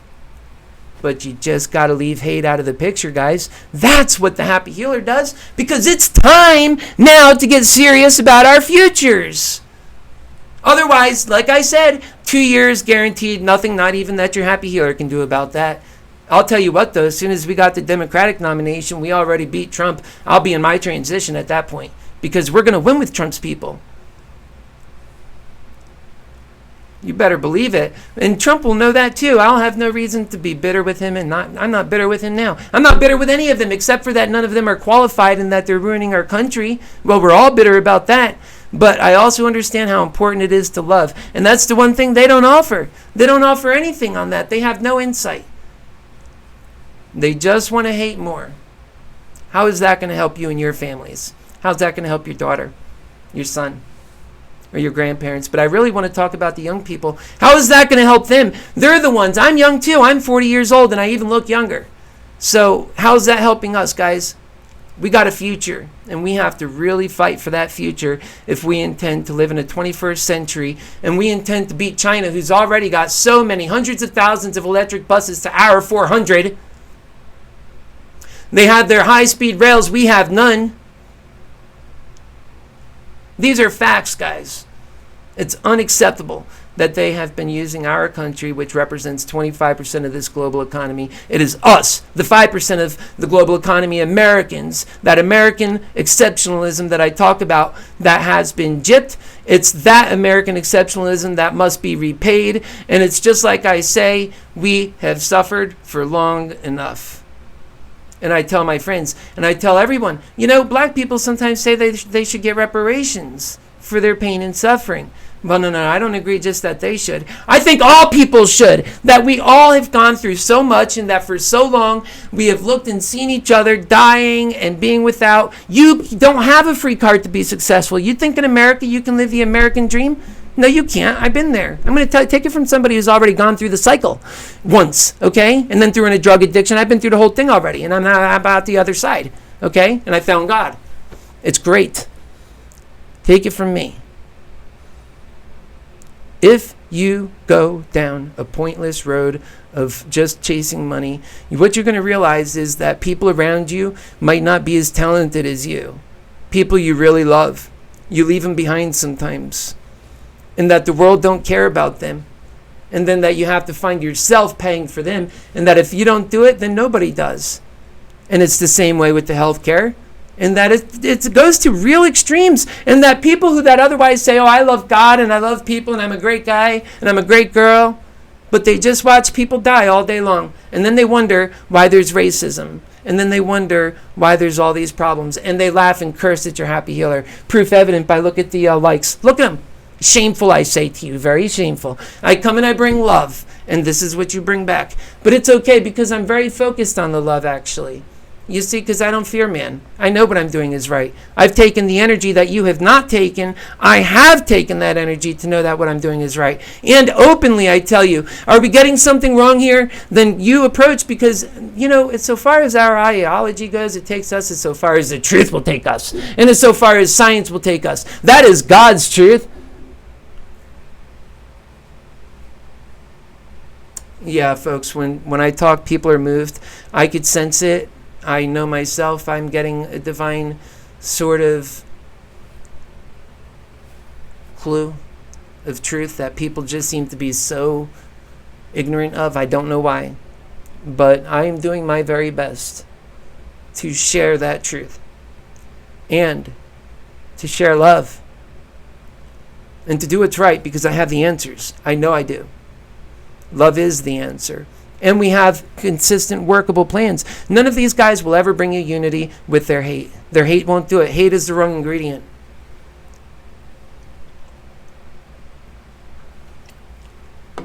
Look at everything I said. All that I typed. I can even get really angry for the right reasons, of course, out of love. I could argue with somebody. I never hold resentment because it's a fool's errand. Pride, it's a fool's errand. I am just light and nimble for the truth. I move quick. I inspire. I lead from the front. I am an American. I am a proud American. I believe in Superman's justice for America. Truth, justice, in the American way. My name is Keith Landy. I am your happy healer for president, running in the year 2020. God bless you. Good night. Please donate. Help out this great campaign. Go to the site. I've already showed and gave you a quick review of a little bit of the site. Is like an encyclopedia. We need smart people in this country. I would love to have you on the campaign. And if I didn't ask you, well then maybe you don't feel like the need is there. Let me make it clear. I'm asking for your support for our people of this country. Trust me, and I won't let you down. God bless you, folks. Please join me here as we actually are using media to campaign and running through the Landy Mantix brands of passions. The overall brands of passions are over 40 different brands of passions. Everything from I'm great at flying drones to I could type 70 words per minute. We're just inspiring people using passion to do it. And these are the kinds of ideas we'll use in the country as well. So we're using media to win. We're going to be back here at 9 p.m. tomorrow night. I will see you right back here at 9 p.m. And God bless you. Make sure you tell your loved ones that you love them. Good night.